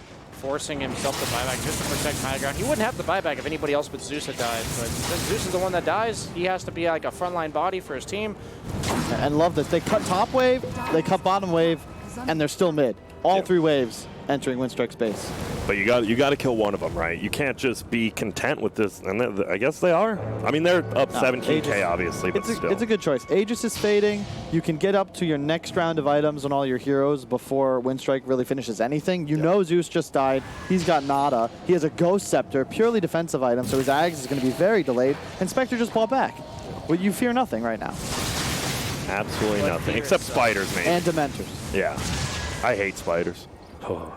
Another pause coming out from VGJ. Do you know more people? It's really cool because there's a theory that there's a lot of like genetics involved in your fear of spiders and snakes because for like, you know, thousands upon thousands of years, those were pretty scary. Like they could kill you. Still are. They're poisonous. Yeah, they are. But even though stuff like driving is significantly more dangerous, we don't treat it as such because there's no history behind it. Yeah, exactly. Well, then we get something out of cars. We don't get anything out of spiders. That's not true. We get spiders do a lot anti-venom. for us, man. What? You know, dude, there's like... If I could ride a spider to the store, then I would. But I can't. Sorry, guys. Maybe... No truer words have ever been spoken. Well, this Dark Willow, I don't know if you looked at hero levels in a while, but it is looking pretty damn good for rating. 18, 16, 15, 14, the top. All on Radiant. Look at this find.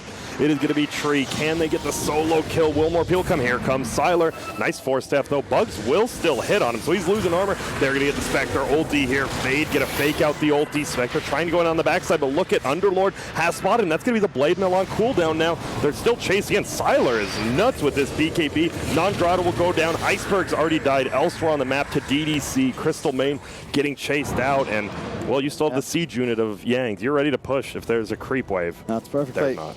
There's no reason to. Iceberg bought back. You forced another critical core buyback. There's no way you lose this game as Thunder unless you dive base improperly and lose 3 or 4 in a fight. So just pushing all 3 waves, chill? The roster, is there an Eternal Envy on Thunder? No, okay. No, Fountain's good. Fountain should be okay. Fountain is not going to get dove. This is not Fnatic. I just made sure. But what if you dive the fountain to kill the Zeus because he died back? Is that not an okay thing to do? Well, that's actually what happened earlier. Was Tinker fought back, and he lived with barely any health in his own fountain, and Abed dove him, and then they ended up losing the game 50 minutes later. So that's something you got to be careful. I don't think it's worth it. There's just no reason to even take a slight risk. It's TI. Make the game take an extra 20 minutes to end this game. That's the problem with players and pubs, and why everyone complains about Zeus is because this hero makes it really hard to go high ground, and people are just like, I gotta go to bed, or I gotta do the dishes, man. Like, or you know, whatever normal people do with their lives. They don't want to deal with this high ground push. They don't want to wait. Patience. It's not a virtue. I love it, Weaver. He goes for the armor reduction this game. I mean, you're against a Zeus. You're against a Necro. Makes sense because the fights are ending so fast. Like, they don't have time to kill the bugs. And that looks like top lane, though. They're looking for Fate. It's only a support, but it's a big support. He is rooted. He gets his ulti canceled by Iceberg. He's going to try to throw it. He does hit non-Grata. He just doesn't want to get Reaper's sight, but I think they might. No, they're going to let Iceberg get it. Smart play, though, not getting Reapered. But a good kill. Iceberg needed that 278 gold, and as you said, you can't push uphill right now. 5-on-5, it's still tough for VGJ. Remember when comeback mechanic was based on team net worth, and that would have been like 1,000 gold for the kill? Nope. Not anymore. Not anymore. These supports that want to play alone and it takes that much to kill them, they're just great right now for that exact reason. He fed 300 gold when they're up by 20k. Especially Willow, like the damage per net worth on that hero is ridiculous. Okay, well, guys, Lina went for the Bloodstone again. Our thoughts in this game. We are going to see it looks like a kill bottom. Oh! Maybe not. Reaper's Scythe won't be enough. Zeus ulti's enough. Zeus ult, wait, it was enough. 103 seconds. Sylar? Yeah, Sylar fed a gem. Sylar to fall? Again. Yeah. Wow. That's a big swing. And it's only 2k gold, but it's the gem, and now you have 100 seconds to... They need to push out waves, right? Yeah. They got to stop Yang from doing what he's doing top. It definitely puts pressure. This is a great smoke. Love when he has Manta. Were they on top of a ward? No, they were not. They bolted on top, and this puts a lot of pressure now on Thunder. You want to make sure that second Roche is secured, because otherwise you might find yourselves in trouble sooner rather than later. And Spectre is a little late to defend top, though, so it's a bit obvious that there's something amiss. But can they catch Yang? This guy's just, he's hobbling along. Yeah. And now he's going, nope, all right. But still, as you said, a big kill, 2k swing plus the gem. So we'll say 2.6k or so. Now, non-Grata, only level 14. That's the problem, right? You're a Necro. You're looking at all the other hero levels right now. Well, middle there's pushing it. 20, 18, 17, 17, 16, and then you're 14 as the other core. Like, how do you get back into this game as him? Or are you just there to Reaper people? Pretty much. Okay. You are demoted to a Reaper. That's just kind of how it goes with these heroes like Necro and Enchantress. Like, if they're heroes that their whole kit revolves around just walking down lanes and being a body, a wall. Yep. And if you can kill them, then they can't do their job anymore, so they're demoted to like impetus throwing for Enchantress and Necro Reapers. I think a good tell for that is the enemy safe lane tower dead? If it's still alive, then chances are you weren't able to kill it and continue taking possession of the off lane for 5, 10 means you lost your lane. Yeah, and if you can't apply pressure, then you just don't really have a game. These heroes, if they win their lane, they're taking at least one tower, and if they're dying, it's always in the opponent jungle, and non-Grata's been not only not taking the tower, but he's been dying at his own tier 1. Oh, freeze? Closer to the jungle.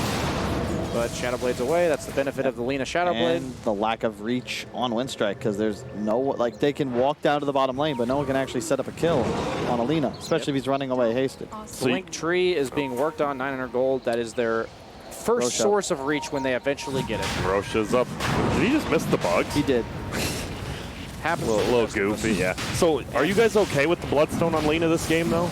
Or no? Are you still not a big fan? I'm still not a huge fan, but if it's a player comfort choice, and he does it for the sustain as well. The only benefit it offers over other mana items is for Lina. I don't mind it because you're playing against long cooldowns, right? Yeah. And you're super far ahead. So why not just buy an item that reduces your time lost on map? And let's say you die for Spectre ult, right? Yeah. You're alive in 20 seconds, you go high ground. Like, it removes you as a target if you have to commit too much as Winstrike. That's what I was going to say. The only reason it's better is for the respawn time, and since that's a good point that you bring up on the cooldowns. They just TP'd behind their tier 1. They want to make something happen with the Underlord, but they won't find anyone. A nice back from Winstrike, but over here. He has a Necro on top of him because of the Heartstopper Aurora. Dude, that's so much damage. Like, he time-lapsed because he knew he was going to get ulted if he didn't. That's funny. Treant found the courier. Oh, but he can't even. Last minute. They find him with the dust, but it's nighttime, Do they so know? they can't see him. Yeah, exactly. He tries to look for him, but looks like everyone's just going to be running. Oh. Hello, I think. Nope. Nope, we're good. It's just the Willow there, so he probably wouldn't even kill him in time. What about this so we're talking about a little different items. What about the Orchid on Weaver? It's a little bit different, not just straight up damage, some more utility. So usually when it comes to these high pressure heroes, you first want to be able to kill waves fast enough, then you want to be able to fight, and then you want to be able to represent kill threat on the map. That's all three he has. And that's the idea behind the Orchid, but... Here we go. This is, will they finally be able to get a tower? The Glyph's there as well. It's smart. You always want to armor while it's Glyph because you don't lose the charges. Just a little thing. Thank you, Grant. You're welcome. And there we go. Free's going to come up on the Underlord. They don't do the most. He has a cheese as well, but look at this. They know. They're like, please, we need to kill us. He's going to Reaper him, but he's got a whole hood. He has a cheese as well. They're fine. They might just, do they reset? As long as Zeus is alive, they can't push, so they do have to kill him still. Zeus just pumps out too much damage. I'd like to see them aggro swap the Zeus and just immediately kill him, and I'd also like to see them utilize this Underlord ult. We have not seen it once. I feel like they wait for it to respawn. Yep, that one, yeah, exactly. But they can just shove, dive pretty deep with Weaver, use BKB, like use the spells, secure the tier 3 at the very least. Yeah, and then just get out of there. Yeah. We saw Fnatic Universe, obviously very good at doing that. There we go. They are going to be able to find the Zeus this time. It's going to be a tree ulti on a lot of them. Guardian Greaves will dispel at least off of Yang. Zeus ulti flies out, but will they kill anyone? Sylar, he's just killing some illusions right now. That's the real one, though. Blade Mill does get popped. Silence, be careful. He does have his ulti finally. He will use it. Now Silence will go down there. It's going to be a buyback. Will it be instant? Not quite. Non-Grata, though. Ghost Shroud up will go down. And now there goes the Aegis. And look at that. The illusion actually in the tower. And Sylar will just back out now. But look at that. The tower just does not die. It's actually gained in health. Yeah. And this is the thing. So they do force a double buyback, but or no, only a single buyback. Spectre didn't have to. What do you got to force another thing, right? I think that Thunder, you can afford to wait for next Roche, but you're starting to need to do things because this advantage is massive, but in 10 to 15 more minutes, it's not going to be nearly as relevant. Zeus, this could be it right here. He's Orchid as well. The damage coming out from the Dark Willow will be enough. Fade gets the kill. Now Zeus is going to buy back. No Glyph. Non-Grata has already bought back once. Can they do it? They are going to hold down Crystal Maiden. That'll hit her again once she lands, and there we go. Stun's going to fly out. Nice fourth step. Will it be enough? No, Laguna. I don't like Crystal Maiden either, apparently, and they do finally get the tower. Tier 3 down as well as the melee. So they're doing it now on the backside. Tree is just sitting there. What can a tree do right now? And hey, here you go, Kyle. Get the racks. Let's get out. Sylar says, nah, I'm good, and runs off. I like it now. Look, 2 hoods picked up immediately on the supports. BKB So on much Lina. money. Now it's go time. I'm glad they made that play. This entire time was just finally kill the Zeus. You can get the racks. Underlord's just building a heart as well. He's just like, I'm going to tank 20 all the health damage, reach. force all the spells, walk away, come back again, do it again. He has a lot of Eventually health they'll reach. wear him down through the war of attrition, or atrophy, is what I've also heard, because that is his passive name. It is. What does atrophy mean? Do you know? I actually don't know how to describe it. Like, I Kyle? think of muscle atrophy, but I don't know how Yeah, to it just actually means describe like deterioration like, over time. Oh, I was thinking of entropy. Whoops. That's kind of the same thing. It is. Atrophy, I think, is just more. Entropy is like, wow. It's like energy. It's like a big word. It's been 2.5 years since I've been in school, and it's been We even can longer tell. for Kyle. Wow. Well, look at this. Is there a chance of killing Fade right here? Nice Shadow Realm. This Fade, he's quick with those reactions. He actually took the Swarm Armor reduction on Weaver. Yeah. It's peculiar just because nobody on the side of Winstrike can even attack other than the Spectre, so maybe the idea is that since none of them can attack, the bugs are never going to get attacked. Don't worry, BSJ. We went over this 7 minutes ago. Did we really? Yeah. He was too busy talking. He wasn't. Oh, too here busy we go. appreciating They're himself. going in. Can they get him? He's going to try to fear him. He won't. He canceled it out. And now he's just going to pop his ulti, clear these creeps. They haven't even killed the tier 1. He denies it. Yang, you jerk. Steals some more gold from Winstrike. And, I mean, this is one of those games where it's 30 minutes in. Winstrike has not had a chance since, what, the 30-second mark, maybe? And it's just been tough. Maybe 45. Okay. And I don't know. No, because they got all 4 rounds out. It's all. That's true. That's a good point. The lanes just went so poorly for them, and it's just so tough to recover. I think they failed to recognize just how hard it was to lane a tree against 2 negative armor ranged heroes. They also had 160 gold advantage across the board because of those runes. That does impact the lane. People have an extra stick. Especially middle. And I was going to say, Lina Zeus is, I'd say, an even matchup, but when you have 4 runes to 0, like, Lina will pull ahead. The salve. It's a free salve, yeah. Because she started with Stig, now she can already get a It's null 4 of salve. creeps. It's an entire creep wave of not XP, obviously, but gold. Bottom, setting up on the Willow, who's just been playing alone all game. I mean, he does have Nimbus. You still, I don't think, can get that with the Yule's hood. He is so farmed on Fade. Hood. It's a tough one. He's close to getting the biggest component of Sheep. Everyone but Spectre on Dire. And speaking of Spectre, so going for the heart next, I mean, can Spectre carry this late? If it goes late, I'm talking 150 minutes in the game, can Reaper Scythe plus Zeus plus Spectre win this? If they are not mega, I don't think so anymore. I think it's just going to be a slow death if they don't throw. You don't have the damage. And when I say a team with Spectre, Zeus, and Echo doesn't have the damage, you know it's trouble town. Everyone has a hood on the. There's 2 hearts and 3 hoods on the side of Radiant. And what? 2 BKBs too? It's like. Yep. This is a tough one. Oh my goodness. Underlord has the gem now. He's like, don't lose this one. The thing about this patch is when you're stuck in your base, the opponent just gets bounty runes all game, and that lead just further extends until Roche. That's why teams are always just biding their time until they can just wait, and they'll steadily gain advantage. It doesn't benefit you to sit in your base nearly as much as it has in the past. And this is Underlord ulti fording the creeps. Yeah, let's see. They're going to come in, and there's only 2 of them, though, but it looks like it might be enough. He's going to ulti on out. It looks like he goes elsewhere. No, he gets Lagooned. They know the real one. He's still trying to juke and job. I'm not even sure where he went. It looks like he jukes, but looks like Treant will go down. Always want to fly. Might be okay. He didn't even die because of the But look at this. I'm not sure what Non-Grata is doing right here. Sylar gets the kill on fly. Now it's going to be a triple kill for Sylar.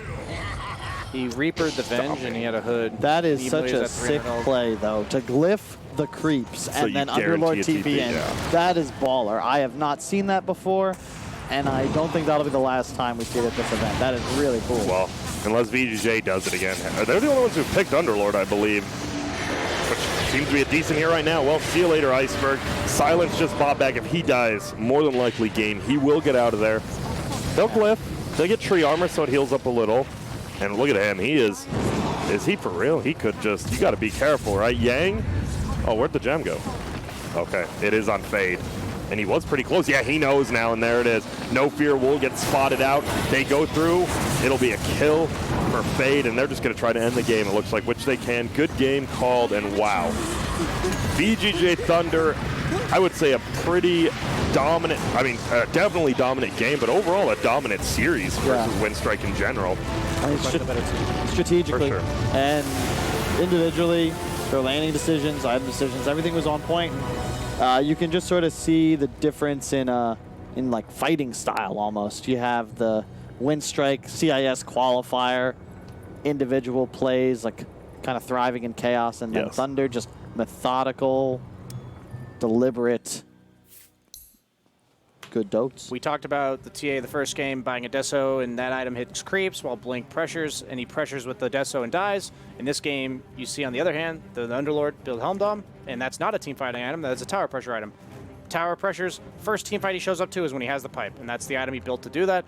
It's just a counter example of this team, the cleaner looking team, playing around their own timings and having a clear-cut game plan of their timings as well as what their hero does.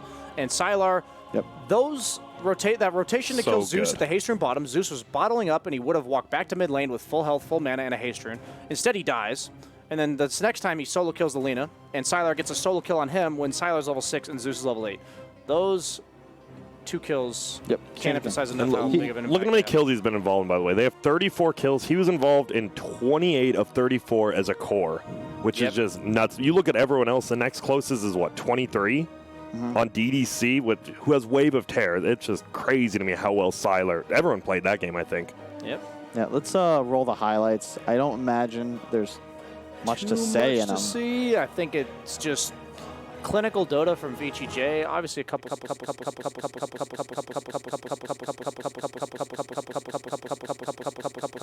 We mentioned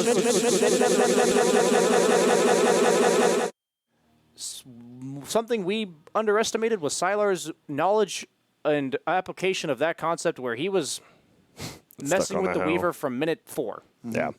And that's the thing, why doubt one of the greats of all time, right? Yep. Not doubt him, but just not understand exactly what he's going to do. That's and he some showed next level us. understanding of the matchup. For sure.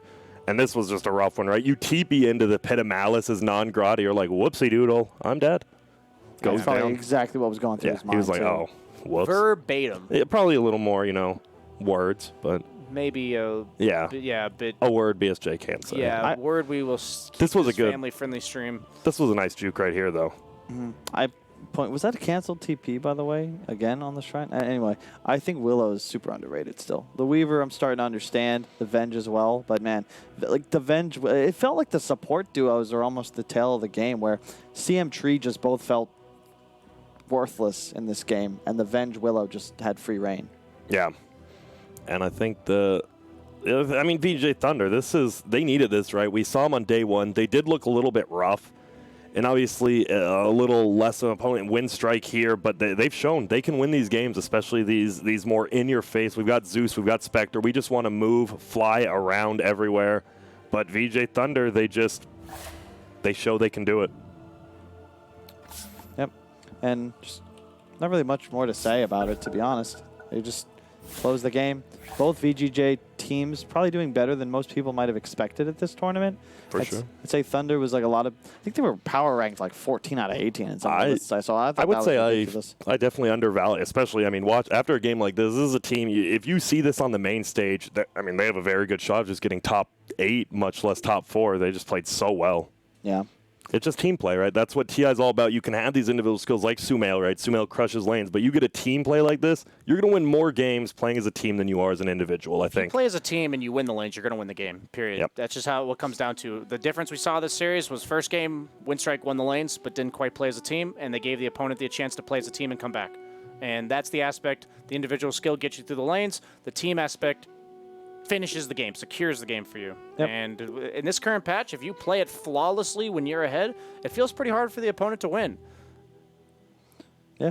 Agreed. And there you see the end, a 41K lead, 34-11. Just insanely good play all around. And yes. Yeah, I was just gonna say, like, we close out one series. Thunder, the Thunder Down has under. fallen. But we are, I believe, about ready to jump into another game, this time with VGJ Storm, taking on Pain Gaming. And you might have wondered why we aren't going to break. Why would we? We don't need breaks. Breaks are for trains and Kit Kat bars. Or cars. True. And I'm all out of Kit Kat bars, but I'm not all out of Dota. That's terrible, man. We got to do better than that. yeah, Come on, I mean, BSJ. you didn't follow We worked up. on this. Yeah. There's no right. breaks needed. This is TI8, the International 8. It's been going for 8 years. This is Dota 2, the best game in the world. Why would we go on breaks when we continue talking about Dota, Kyle? True. I've got nothing else better to do with my life. Yeah, And we know.